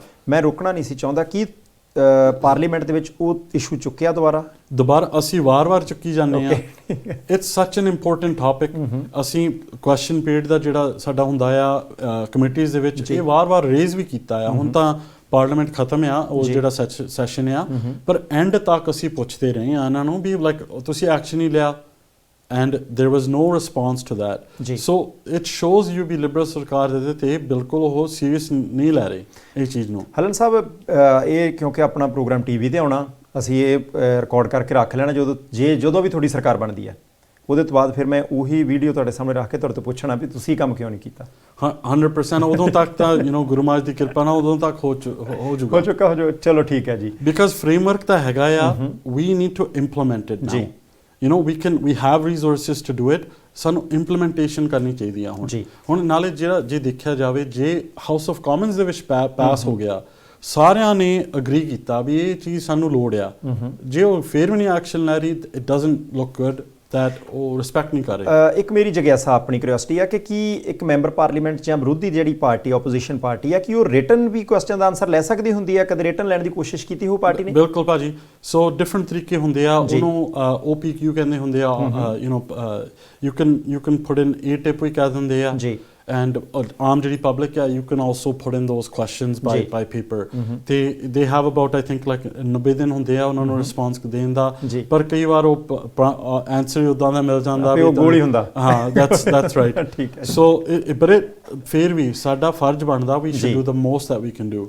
But this is a topic ਜਿਹੜਾ 988 ਦਾ ਨੰਬਰ ਵੀ ਆ ਨਾ, ਇਹ ਕਲੀਅਰ ਕੱਟ ਆ। It was passed in the House of Commons. ਇਹ ਤਾਂ ਇੱਕ ਤਰ੍ਹਾਂ ਦਾ you have to respect the law of the House of Commons. ਉਹਨੂੰ ਰਿਸਪੈਕਟ ਦੇਣੀ ਚਾਹੀਦੀ ਆ। ਸੋ ਜਸਟ ਐਨ ਐਗਜ਼ਾਮਪਲ ਆਫ ਅਸੀਂ ਕੀ ਕਰ ਰਹੇ ਹਾਂ ਮੈਂਟਲ ਹੈਲਥ ਦੇ ਉੱਪਰ। ਬਿਲਕੁਲ ਠੀਕ ਹੈ ਜੀ। ਸੋ ਇੱਕ ਵਾਰ ਫਿਰ ਪ੍ਰਾਈਮ ਏਸ਼ੀਆ TV ਦੇ ਪਰਿਵਾਰ ਦੇ ਮੈਂਬਰਾਂ ਨਾਲ ਮੈਂ ਗੱਲਬਾਤ ਕਰਦੇ ਦੱਸਦਾ ਕਿ ਇਸ ਗੱਲਬਾਤ ਦਾ ਆਖਰੀ ਪੜਾਅ ਜਿਹੜਾ ਆਉਣ ਵਾਲਾ, ਜਸਰਾਜ ਸਿੰਘ ਹੱਲਣ ਸਾਹਿਬ ਸਾਡੇ ਨਾਲ ਜੁੜੇ ਹੋਏ ਨੇ, ਕੰਜ਼ਰਵੇਟਿਵ ਪਾਰਟੀ ਦੇ ਮੈਂਬਰ ਪਾਰਲੀਮੈਂਟ ਨੇ, ਕੈਲਗਰੀ ਤੋਂ ਨੇ, ਅਲਬਰਟਾ ਪ੍ਰੋਵਿੰਸ ਤੋਂ ਨੇ। ਹੁਣ ਥੋੜੀਆਂ ਗੱਲਾਂ ਉਧਰਲੇ ਪਾਸੇ ਕਰਦੇ ਆ। ਪਹਿਲਾਂ ਉਹਨਾਂ ਦੀ ਲਾਈਫ ਦੀਆਂ ਗੱਲਾਂ ਕੀਤੀਆਂ ਸੀ, ਪੋਲੀਟਿਕਸ ਦੇ ਵਿੱਚ ਕਿਵੇਂ ਆਏ, ਫਿਰ ਇੱਥੇ ਬਹੁਤ ਛੇਤੀ ਇਲੈਕਸ਼ਨ ਆਉਣ ਦੇ ਆਸਾਰ ਨੇ, ਅਜੇ ਅਨਾਉਂਸਮੈਂਟ ਨਹੀਂ ਹੋਈ, ਪਰ ਉਹਦੇ ਲਈ ਇਹਨਾਂ ਦੀ ਪਾਰਟੀ ਦੇ ਆਪਣੇ ਇਸ਼ੂ ਕੀ ਹੋਣਗੇ, ਇਹਨਾਂ ਨੂੰ ਸਰਕਾਰ 'ਚ ਕਮੀਆਂ ਕੀ ਲੱਗਦੀਆਂ ਤੇ ਉਹਨਾਂ ਨੂੰ ਦੂਰ ਕਰਨ ਦੇ ਲਈ ਕੋਈ ਰੋਡ ਮੈਪ ਹੈ ਜਾਂ ਨਹੀਂ ਹੈ, ਤੁਸੀਂ ਉਹਨਾਂ ਦੀ ਜ਼ੁਬਾਨੀ ਸੁਣਿਆ। ਹੁਣ ਹਲਨ ਸਾਹਿਬ, ਤੁਸੀਂ BC ਦੇ ਵਿੱਚ ਆਏ, ਸਰੀ ਦੇ ਵਿੱਚ, ਕਲੋਵਰਡੇਲ ਦੇ ਵਿੱਚ, ਇੱਥੇ ਸਾਰੇ ਕੰਪੇਨ ਕੀਤੀ। ਇੱਥੇ ਘਰਾਂ ਦੀਆਂ ਕੀਮਤਾਂ ਬਹੁਤ ਵੱਧ ਨੇ। ਪਹਿਲੀ ਗੱਲ, ਹੋ ਸਕਦਾ ਕਿ ਉਹ ਅੱਜ ਕੰਟਰੋਲ 'ਚ ਨਹੀਂ, ਪਰ ਮੈਂ ਇਹਦੇ ਨਾਲ ਕੰਪੈਰੀਜ਼ਨ ਕਰਕੇ ਜੇ ਦੇਖਾਂ, ਤੁਹਾਡੀ ਰਾਈਡਿੰਗ ਦੇ ਵਿੱਚ, ਕੈਲਗਰੀ ਦੇ ਵਿੱਚ ਮੁਕਾਬਲਤਨ ਘਰ ਸਸਤੇ ਨੇ, ਕਿ ਉੱਥੇ ਵੀ ਕੀਮਤਾਂ ਵੱਧ ਗਈਆਂ ਨੇ ਤੇ ਇੱਥੋਂ ਦੇ ਲੋਕਾਂ ਨੂੰ ਸੱਦਾ ਹੀ ਦੇ ਦਿਓ ਕਿ ਭਾਈ ਉੱਥੇ ਆ ਜਾਓ? ਵੈਰੀ ਗੁੱਡ ਕੁਐਸਚਨ ਭਾਜੀ, and this is also related to ਜਿਹੜੀ ਇਨਫਲੇਸ਼ਨ ਦੀ ਪ੍ਰੋਬਲਮ ਅੱਜ ਦੀ ਡੇਟ ਦੇ ਵਿੱਚ ਹੋ ਰਹੀ ਆ। everything is much more expensive. ਤੁਹਾਡਾ ਜਿਹੜਾ $100 ਬੈਂਕ ਦੇ ਵਿੱਚ ਪਿਆ ਉਹ $100 ਨਹੀਂ ਰਿਹਾ। ਸਾਡੀ ਇਨਫਲੇਸ਼ਨ ਰੇਟ 3% ਤੋਂ ਉੱਪਰ ਆ ਜੀ। and these are reasons why that things are kind of out of control. And ਸਾਨੂੰ as a ਸਰਕਾਰ, ਲਿਬਰਲ ਸਰਕਾਰ ਨੂੰ ਇਹਦੇ ਤੇ ਕੋਈ ਨਾ ਕੋਈ they have to give this preference because affordability ਹੈ ਹੀ ਨਹੀਂ। ਸਾਨੂੰ ਵੀ ਇੱਥੇ ਆ ਕੇ ਬਹੁਤ ਸੁਣਨ ਨੂੰ ਮਿਲਦਾ ਆ ਵੀ there is no affordability anywhere। ਲੋਕੀ ਹੁਣ ਛੋਟੇ ਛੋਟੇ ਸ਼ਹਿਰਾਂ 'ਚ ਮੂਵ ਹੋਈ ਜਾ ਰਹੇ ਆ because they can't afford that. So the main thing is ਵੀ ਇੱਕ ਤਾਂ ਇਨਫਲੇਸ਼ਨ ਜਿਹੜਾ ਲਿਬਰਲ ਸਰਕਾਰ ਨੇ ਬੋਰੋ ਕਰਕੇ ਉਹ ਵੀ ਇਨਫਲੇਸ਼ਨ ਵੱਧ ਗਈ ਆ। That's why we're saying ਸਾਡੀ ਪਾਰਟੀ ਦਾ ਡਿਫਰੈਂਸ ਕੀ ਆ, we will balance that budget, we will make sure we have inflation under control ji and make things more affordable for people. Even before buying a house, je job hai nahi, how are you going to even look forward to buying a house? Sadi economy, we need to focus on our economy and jobs. Asi like I said, main vi home building is industry to de vichon aaya, asi lumber ਦੀਆਂ ਪ੍ਰਾਈਸਾਂ ਵੀ ਦੇਖ ਰਹੇ ਹਾਂ। ਇੱਕ ਗੱਲ ਜਿਹੜੀ ਹੈਗੀ ਆ 2015 ਤੋਂ ਬਾਅਦ ਸੌਫਟਵੁੱਡ ਲੰਬਰ ਦੀ ਜਿਹੜੀ ਡੀਲ ਸੀਗੀ ਕੈਨੇਡਾ ਦੀ, ਉਹਨਾਂ ਨੇ ਅਪਡੇਟ ਨਹੀਂ ਕੀਤੀ। ਅੱਛਾ ਜੀ। and this is the time we should have done that. We should have updated that ਜਿਹੜੀ ਸੌਫਟਵੁੱਡ ਲੰਬਰ ਦੀ ਡੀਲ ਸੀਗੀ ਜੀ। that would have helped us out. ਹੁਣ ਜਿੰਨੇ ਟੈਰਿਫਸ ਵੀ ਲੱਗਦੇ ਆ ਚਾਈਨਾ ਤੋਂ ਸਾਨੂੰ, all these things, ਜਦੋਂ ਕੋਈ ਮਟੀਰੀਅਲ ਮੰਗਵਾਉਂਦਾ ਉੱਥੋਂ, these things matter ਜੀ। ਔਰ ਜਿਹੜੀ ਲਿਬਰਲ ਸਰਕਾਰ ਆ ਉਹਨਾਂ ਨੇ ਜਿਹੜਾ ਸਾਡੇ ਫੋਰਨ ਅਫੇਅਰਸ ਆ ਜਾਂ ਫੋਰਨ ਡੀਲਿੰਗ ਹੈਗੀ ਆ ਇੰਨੀ ਮਾੜੀ ਆ, we don't have any say anymore ਜੀ। ਉਹਦੇ ਨਾਲ ਕਮ ਸੇ ਕਮ ਸਰਕਾਰ ਕੋਈ ਨਾ ਕੋਈ ਕਮਿਟਮੈਂਟ ਕਰਾ ਲੈਂਦਾ ਹੋਰ ਕੋਈ ਦੇਸ਼ ਨਾਲ to make help with costs ਜੀ ਜਿਹੜਾ ਅਸੀਂ ਇੰਪੋਰਟ ਕਰ ਰਹੇ ਹਾਂ, right. all these things make an effect on ਜਿਹੜੀ ਹੋਮ ਪ੍ਰਾਈਸਿੰਗ ਆ, ਬਿਕਾਜ਼ ਹੁਣ ਜੇ ਸਾਰਾ ਕੁਝ ਵੱਧ ਗਿਆ, ਲੰਬਰ, ਅਲੂਮੀਨੀਅਮ, ਕੰਕਰੀਟ, ਜੇ ਉਹਦੀਆਂ ਕਾਸਟ ਵੱਧ ਗਈਆਂ, ਉਹ ਤਾਂ ਫਿਰ ਐਂਡ ਤੇ ਜਾ ਕੇ ਜਿਹੜਾ ਘਰ ਬਾਏ ਕਰ ਰਿਹਾ ਉਹਦੇ ਤੇ ਹੀ ਸਾਰਿਆਂ ਨੇ ਸਿੱਟਣਾ ਆ ਜੀ। and that's the thing, we need to control that, but we need to also make sure ਜਿਹੜਾ ਐਂਡ ਬਾਇਰ ਆ ਉਹਨੂੰ ਜੌਬਸ ਤੇ he should have a proper job, economy ਵਧੀਆ ਹੋਣੀ ਚਾਹੀਦੀ ਆ so they can afford those things too. ਬਿਲਕੁਲ ਠੀਕ ਹੈ ਜੀ। ਸੋ ਹਲਨ ਸਾਹਿਬ, ਮੈਨੂੰ ਲੱਗਦਾ ਸਾਰੀ ਗੱਲ ਤਕਰੀਬਨ ਕਲੀਅਰ ਹੋ ਗਈ ਹੈ। ਆਪਣੇ ਕੋਲ 2-3 ਮਿੰਟ ਨੇ, ਹੁਣ ਤੱਕ ਆਪਾਂ ਸਾਰੀਆਂ ਗੱਲਾਂ ਕੈਨੇਡਾ ਦੀਆਂ ਕੀਤੀਆਂ। ਹੁਣ ਮੈਂ ਤੁਹਾਡੇ ਤੋਂ ਯੈਸ ਨੋ ਦੇ ਵਿੱਚ ਪੰਜਾਬ ਦੇ ਲਈ ਕੁਝ ਆਨਸਰ ਲੈਣੇ ਆ, ਉਹ ਪੰਜਾਬ ਦੇ ਲੋਕਾਂ ਲਈ ਨੇ ਕਲੀਅਰ। ਮੈਂ ਹਾਂਜੀ ਪਲੀਜ਼ ਇੱਕ ਟੌਪਿਕ ਬਹੁਤ ਜਿਹੜਾ ਜ਼ਰੂਰੀ ਆ ਮੈਂ ਕਹਿਣਾ ਸੀਗਾ, ਜਿਹੜੇ ਸਾਡੇ ਸਿੱਖ ਤੇ ਹਿੰਦੂ ਅਫਗਾਨਿਸਤਾਨ ਵਿੱਚ ਹੈਗੇ ਆ ਜੀ, ਇਹ ਬਹੁਤ ਵੱਡਾ ਟੌਪਿਕ ਆ, ਸਪੈਸ਼ਲੀ ਸਾਡੀ ਕਮਿਊਨਿਟੀ ਦੇ ਵਿੱਚ। ਸਾਨੂੰ ਸਾਰਿਆਂ ਨੂੰ ਪਤਾ ਜਿਹੜੇ ਇੰਟਰਪ੍ਰੀਟਰ ਜਿਨ੍ਹਾਂ ਨੇ ਸਾਡੇ ਲਈ ਕੈਨੇਡਾ ਲਈ ਕੰਮ ਕੀਤਾ ਉੱਥੇ, ਜਦੋਂ ਅਫਗਾਨਿਸਤਾਨ ਦੇ ਵਿੱਚ ਜਿਹੜਾ ਵੋਰ ਸੀਗਾ, ਅਸੀਂ ਉਹਨਾਂ ਲਈ ਸਾਡੀ ਪਾਰਟੀ ਨੇ ਕਾਫੀ ਪੁਸ਼ ਕੀਤਾ ਵੀ ਉਹਨਾਂ ਨੂੰ ਅਸੀਂ ਇੱਥੇ ਲਿਆਈਏ, ਉਹ ਜਿਹੜੇ ਰੈਫਿਊਜੀ ਆ ਸੇਫਟੀ ਪਰਪਸ ਲਈ। ਉਹ ਆਲਰੇਡੀ ਹੁਣ ਸਾਡੇ ਪੁਸ਼ ਕਰਨ ਦੇ ਨਾਲ ਉਹਨਾਂ ਨੇ ਪਲੇਨ ਆਲਰੇਡੀ ਭੇਜ ਚੁੱਕੇ ਨੇ ਉਹਨਾਂ ਲਈ। ਜਿਹੜੇ ਸਿੱਖ ਤੇ ਹਿੰਦੂ ਅਫਗਾਨਿਸਤਾਨ ਦੇ ਵਿੱਚ ਉਹ ਸਭ ਤੋਂ ਜ਼ਿਆਦਾ ਉਹਨਾਂ ਨੂੰ ਹਾਰਡਸ਼ਿਪਸ ਫੇਸ ਕਰ ਰਹੇ ਆ। ਫੋਰਸਡ ਮੈਰਿਜਸ ਹੋ ਰਹੀਆਂ ਜੀ, ਅਬਡਕਸ਼ਨਸ ਹੋ ਰਹੇ ਆ, ਪਿਛਲੇ ਸਾਲ ਵੀ ਬੰਬ ਚੱਲੇ ਆ, ਰਾਈਟ। ਇਹ ਪ੍ਰੋਗਰਾਮ ਆਲਰੇਡੀ ਇੱਕ ਵਾਰ ਭਾਈ ਮਨਮੀਤ ਸਿੰਘ ਭੁੱਲਰ ਜੀ ਜਿਹੜਾ ਨੇ ਉਹਨਾਂ ਨੇ ਸ਼ੁਰੂ ਕੀਤਾ ਸੀ programme, World Sikh Organization, Manmeet Singh Bhullar Foundation, Khalsa Aid ਵੀ ਪੁਸ਼ ਕਰ ਰਹੇ ਆ ਪਿਛਲੇ ਸਾਲ ਤੋਂ ਤੇ ਉਦੋਂ ਦੇ ਜਦੋਂ ਸ਼ੁਰੂ ਕੀਤਾ ਸੀ ਪ੍ਰੋਗਰਾਮ 2015 ਦੇ ਵਿੱਚ, ਵੀ ਜਿਹੜੇ ਬਾਕੀ ਪਰਿਵਾਰ ਉੱਥੇ ਰਹਿੰਦੇ ਆ ਉਹਨਾਂ ਨੂੰ ਛੇਤੀ ਤੋਂ ਛੇਤੀ ਇੱਥੇ ਲਿਆਉਣਾ ਚਾਹੀਦਾ। ਮੈਂ ਆਪ ਖੁਦ ਇੱਕ ਫੈਮਿਲੀ ਨੂੰ ਸਪਾਂਸਰ ਕੀਤਾ ਸੀਗਾ 2015 ਦੇ ਵਿੱਚ ਜੀ, ਉਹ ਜਾ ਕੇ 4 ਸਾਲਾਂ ਤੋਂ ਬਾਅਦ ਆਏ ਆ। and that's too late. ਲੰਬਾ ਪ੍ਰੋਸੈਸ ਹੈ ਸਾਡਾ। ਇਹ ਕਹਿਣ ਦਾ ਮਤਲਬ ਆ ਵੀ ਜੇ ਤੁਸੀਂ ਇੰਟਰਪ੍ਰੀਟਰਸ ਨੂੰ ਕੱਢ ਰਹੇ ਹੋ ਵੀ ਉਹਨਾਂ ਨੂੰ ਵੀ ਨਾਲ ਕੱਢੋ, ਨਾਲੇ ਉਹਨਾਂ ਦੀ ਗਿਣਤੀ ਘੱਟ ਆ ਇੰਟਰਪ੍ਰੀਟਰਸ ਨਾਲੋਂ, ਉਹ ਤਕਰੀਬਨ ਹੈਗੇ 200 ਜਾਣੇ ਹਜੇ ਰਹਿੰਦੇ ਆ ਉੱਥੇ। ਅਸੀਂ ਕਹਿੰਦੇ ਉਹਨਾਂ ਨੂੰ ਵੀ ਨਾਲ ਦੇ ਨਾਲ ਕੱਢੋ। ਇੱਕ ਪਲੇਨ ਹੀ ਆ, ਇੱਕੋ ਹੀ ਪਲੇਨ ਆ, ਪਰ ਹਜੇ ਤੱਕ ਕੋਈ ਰਿਸਪਾਂਸ ਨਹੀਂ ਮਿਲਿਆ ਹਜੇ ਕੋਈ। ਪਿਛਲੇ ਸਾਲ ਮੈਂ ਕਈ ਪਾਰਟੀਆਂ ਨੇ ਰਲ ਮਿਲ ਕੇ ਅਸੀਂ ਸਾਰਿਆਂ ਨੇ ਇੱਕ ਲੈਟਰ ਸਾਈਨ ਕੀਤਾ ਸੀਗਾ ਐਂਡ ਉਹਦੇ ਤੇ ਕੋਈ ਜਵਾਬ ਨਹੀਂ ਮਿਲਿਆ ਸਾਨੂੰ। 2-3 ਮਹੀਨੇ ਪਹਿਲਾਂ ਮੈਂ ਵੀ ਇੱਕ ਲੈਟਰ ਸਾਈਨ ਕਰਕੇ ਭੇਜਿਆ ਇਮੀਗ੍ਰੇਸ਼ਨ ਮਿਨਿਸਟਰ ਨੂੰ ਵੀ ਦੇਖੋ ਉਹ ਜਿਹੜਾ ਲੈਟਰ ਸੀਗਾ ਪਿਛਲੇ ਸਾਲ ਦਾ, ਨਾ ਤਾਂ ਉਹਦਾ ਕੋਈ ਜਵਾਬ ਮਿਲਿਆ ਨਾ ਤੁਸੀਂ ਕੋਈ ਐਕਸ਼ਨ ਲਿਆ। ਹੁਣ ਅੱਜ ਦੀ ਡੇਟ ਦੇ ਵਿੱਚ ਵੀ ਕੋਈ ਐਕਸ਼ਨ ਨਹੀਂ, ਕੋਈ ਰਿਸਪਾਂਸ ਨਹੀਂ ਜੀ। ਸਾਨੂੰ ਜੇ if we are serious about human rights, ਵੀ ਇੰਟਰਪ੍ਰੀਟਰਸ ਦੇ ਨਾਲ ਸਾਨੂੰ ਉਹ ਜਿਹੜੇ ਰੈਫਿਊਜੀ ਆ ਸਿੱਖ ਤੇ ਹਿੰਦੂ ਉਹਨਾਂ ਨੂੰ ਵੀ ਕਰਨੀ ਚਾਹੀਦੀ ਜੀ। ਹਲਨ ਸਾਹਿਬ, ਇਹ ਇੰਪੋਰਟੈਂਟ ਇਸ਼ੂ ਹੈ, ਮੈਨੂੰ ਲੱਗਦਾ ਕਿ ਸਰਕਾਰ ਇੱਧਰਲੇ ਪਾਸੇ ਸੋਚੇ। ਮੈਨੂੰ ਇਸ ਗੱਲ ਦੀ ਵੀ ਉਮੀਦ ਹੈ ਕਿ ਜਿਹੜੇ ਇਸ਼ੂ ਤੁਸੀਂ ਸਾਹਮਣੇ ਲਿਆ ਰਹੇ, ਹੋ ਸਕਦਾ ਕਿ ਸਰਕਾਰ ਉਹਨਾਂ 'ਚ ਕੁਝ ਤੇ ਐਕਸ਼ਨ ਲਵੇ, ਸਾਨੂੰ ਤਾਂ ਵੀ ਖੁਸ਼ੀ ਹੋਏਗੀ। ਬਿਲਕੁਲ, ਕਿਉਂਕਿ ਲੋਕਾਂ ਦੀ ਜਾਨ ਬਚਣੀ ਚਾਹੀਦੀ ਹੈ, ਉਹ ਜ਼ਰੂਰੀ ਹੈ। ਬਿਲਕੁਲ। ਹਲਨ ਸਾਹਿਬ, ਮੈਂ ਸਿਰਫ 2-3 ਚੀਜ਼ਾਂ ਇਸ ਕਰਕੇ ਤੁਹਾਡੇ ਕੋਲ ਪੁੱਛਣੀਆਂ ਕਿਉਂਕਿ ਪੰਜਾਬ 'ਚ ਵੀ ਇਲੈਕਸ਼ਨ ਹੈ ਸਾਡੇ ਉੱਥੇ ਵੀ ਫੈਡਰਲ ਇਲੈਕਸ਼ਨ 2024 ਚ ਆ ਜਾਣੀ ਹੈ। ਤੁਸੀਂ, ਤੁਹਾਡਾ ਪਰਿਵਾਰ ਜਲੰਧਰ ਦੇ ਨਾਲ ਸੰਬੰਧ ਰੱਖਦਾ, ਦੁਬਈ 'ਚ ਤੁਹਾਡਾ ਜਨਮ ਹੋਇਆ, ਤੁਸੀਂ ਕੈਲਗਰੀ 'ਚ ਜਾ ਕੇ ਪਹਿਲਾਂ ਇੱਕ ਇਲੈਕਸ਼ਨ ਹਾਰੀ, ਦੂਜੀ MP ਦੀ ਜਿੱਤੀ। ਐਜ਼ ਏ MP ਤੁਹਾਨੂੰ ਸਰਕਾਰ ਕਾਰ ਦਿੰਦੀ ਹੈ?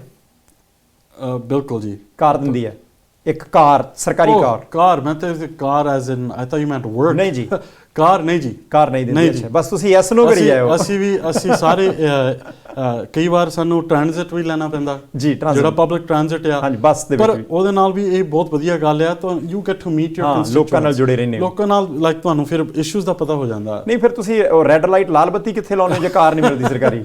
ਸੌਰੀ, ਇੱਥੇ ਇਦਾਂ ਦਾ ਕੋਈ ਸਿਸਟਮ ਨਹੀਂਗਾ। ਅੱਛਾ, ਇੱਕ ਹੋਰ ਸਵਾਲ ਮੇਰਾ। ਹਾਂਜੀ, ਤੁਸੀਂ ਮੈਂਬਰ ਪਾਰਲੀਮੈਂਟ ਹੋ, ਦੇਸ਼ ਨੂੰ ਰਿਪਰੈਜ਼ੈਂਟ ਕਰਦੇ ਹੋ, ਤੁਹਾਨੂੰ ਇੱਕ ਸਰਕਾਰੀ ਪੱਕਾ ਘਰ ਤਾਂ ਮਿਲਿਆ ਹੋਣਾ ਨਾ ਆਟਵਾ ਦੇ ਵਿੱਚ?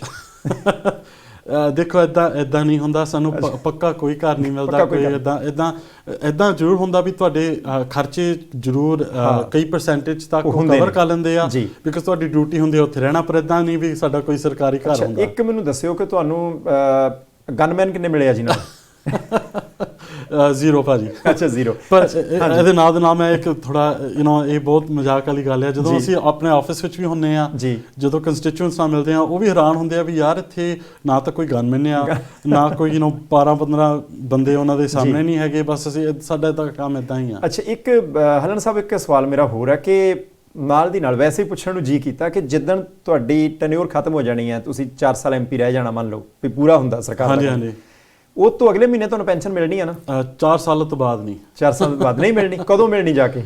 ਪੈਨਸ਼ਨ 6 ਸਾਲ ਤੋਂ ਬਾਅਦ ਮਿਲਦੀ ਹੁੰਦੀ ਹੈ ਜੀ। ਜਦੋਂ 6 ਸਾਲ MP, ਤੁਸੀਂ ਘੱਟੋ ਘੱਟ 2 ਵਾਰੀ MP ਹੋ? 2 ਵਾਰ, ਹਾਂਜੀ। ਡਿਪੈਂਡ ਹੁੰਦਾ ਵੀ ਮਾਈਨੋਰਿਟੀ ਪਾਰਲੀਮੈਂਟ ਹੁੰਦੀ ਹੈ ਕਿ ਨਹੀਂ। ਨਹੀਂ ਹੁੰਦੀ ਹੈ, ਠੀਕ ਹੈ। ਜਾਣੀ ਨਹੀਂ ਤਾਂ ਪੈਨਸ਼ਨ ਤੁਹਾਨੂੰ, ਜੇ ਤੁਸੀਂ ਇੱਕੋ ਵਾਰ ਬਣਦੇ ਹੋ, ਪੈਨਸ਼ਨ ਨਹੀਂ ਮਿਲਣੀ? ਨਹੀਂ ਜੀ। ਮੰਨ ਲਓ ਤੁਸੀਂ 6 ਸਾਲ ਪੂਰੇ ਕਰ ਲਏ, ਹਾਂਜੀ, ਫਿਰ ਜਿੱਦਾਂ ਹੀ ਤੁਹਾਡੇ 6 ਸਾਲ ਪੂਰੇ ਹੋਏ ਨਾਲ ਹੀ ਪੈਨਸ਼ਨ ਮਿਲਣ ਲੱਗ ਜਾਣੀ, ਕਿ ਉਹ ਵੀ ਕੋਈ ਉਮਰ ਦਾ ਹੱਦ ਹੈ, ਗਾਂ ਜਾ ਕੇ ਮਿਲਣੀ ਹੈ? ਉਹ ਗਾਂ ਜਾ ਕੇ ਹੁੰਦੀ ਹੈ। ਅੱਛਾ ਜੀ, 50-60 ਸਾਲ ਜਦੋਂ ਹੋ ਗਿਆ ਤੁਹਾਡੇ ਮੁਕੰਮਲ। ਨਹੀਂ ਫਿਰ ਤਾਂ ਬਹੁਤ ਔਖਾ ਕੰਮ ਨਾ। ਦੇਖੋ, it should not be about pension ਨਹੀਂ ਦੇਖਣੀ ਚਾਹੀਦੀ ਕਿਸੇ ਨੂੰ। ਜੀ, ਠੀਕ ਹੈ ਜੀ। ਮੈਂ ਸਿਰਫ ਇਸ ਕਰਕੇ ਸਵਾਲ ਇਹ ਪੁੱਛਿਆ ਸੀ ਕਿ ਪੰਜਾਬ ਵਾਲਿਆਂ ਨੂੰ ਵੀ ਥੋੜਾ ਜਿਹਾ ਨਾ। ਚਲੋ ਹਲਨ ਸਾਹਿਬ, ਤੁਸੀਂ ਜੁੜੇ, ਬਹੁਤ ਸ਼ੁਕਰੀਆ, ਸ਼ੁਭ ਸ਼ਾਮਾਂ ਜੀ। ਥੈਂਕ ਯੂ ਜੀ, ਮਿਹਰਬਾਨੀ ਜੀ। ਸੋ ਜਸਰਾਜ ਸਿੰਘ ਹਲਨ, ਕੰਜ਼ਰਵੇਟਿਵ ਪਾਰਟੀ ਦੇ ਮੈਂਬਰ ਪਾਰਲੀਮੈਂਟ ਕੈਲਗਰੀ ਤੋਂ, ਬਹੁਤ ਸਾਰੀਆਂ ਗੱਲਾਂ ਬਾਤਾਂ ਉਹਨਾਂ ਦੇ ਨਾਲ ਕੀਤੀਆਂ। ਤੁਹਾਡੇ ਕੋਈ ਸਵਾਲ ਹੁਣ ਤੁਸੀਂ ਟਿੱਪਣੀਆਂ 'ਚ ਲਿਖ ਦਿਓ, ਆਪਾਂ ਉਹਨਾਂ ਨਾਲ ਦੁਬਾਰਾ ਵੀ ਗੱਲਬਾਤ ਕਰ ਲਾਂਗੇ। ਜੇ ਤੁਹਾਨੂੰ ਲੱਗੇ ਕਿ ਕੋਈ ਗੱਲ ਗਲਤ ਕਹਿ ਗਏ ਆ, ਜਾਂ ਇਹਨਾਂ ਨੇ ਕੋਈ ਕੰਮ ਕੀਤਾ ਨਹੀਂ ਜਾਂ ਕਰਨਾ ਨਹੀਂ, ਕੁਝ ਵੀ ਹੋ ਸਕਦਾ, ਕਿਉਂਕਿ ਓਪਨ ਪਲੇਟਫਾਰਮ ਹੈ, ਤੇ ਜਿਹੜੇ ਇਹਨਾਂ ਨੇ ਇਸ਼ੂ ਚੱਕੇ ਆ, ਆਪਾਂ ਸਰਕਾਰ ਵਾਲੇ ਪਾਸੇ ਤੋਂ ਜ਼ਰੂਰ ਪੁੱਛ ਲਾਂਗੇ। ਸੋ ਇੱਥੇ ਹੀ ਜਸਰਾਜ ਸਿੰਘ ਹਲਨ ਹੋਰਾਂ ਤੋਂ ਮੈਨੂੰ ਪਰਮਜੀਤ ਸਿੰਘ ਬਾਠ ਨੂੰ ਦਿਆ ਗਿਆ। ਦੇਖ ਰਹਿਣਾ ਪ੍ਰਾਈਮ ਏਸ਼ੀਆ TV, ਤੁਹਾਡਾ ਆਪਣਾ, ਤੁਹਾਡੇ ਲਈ।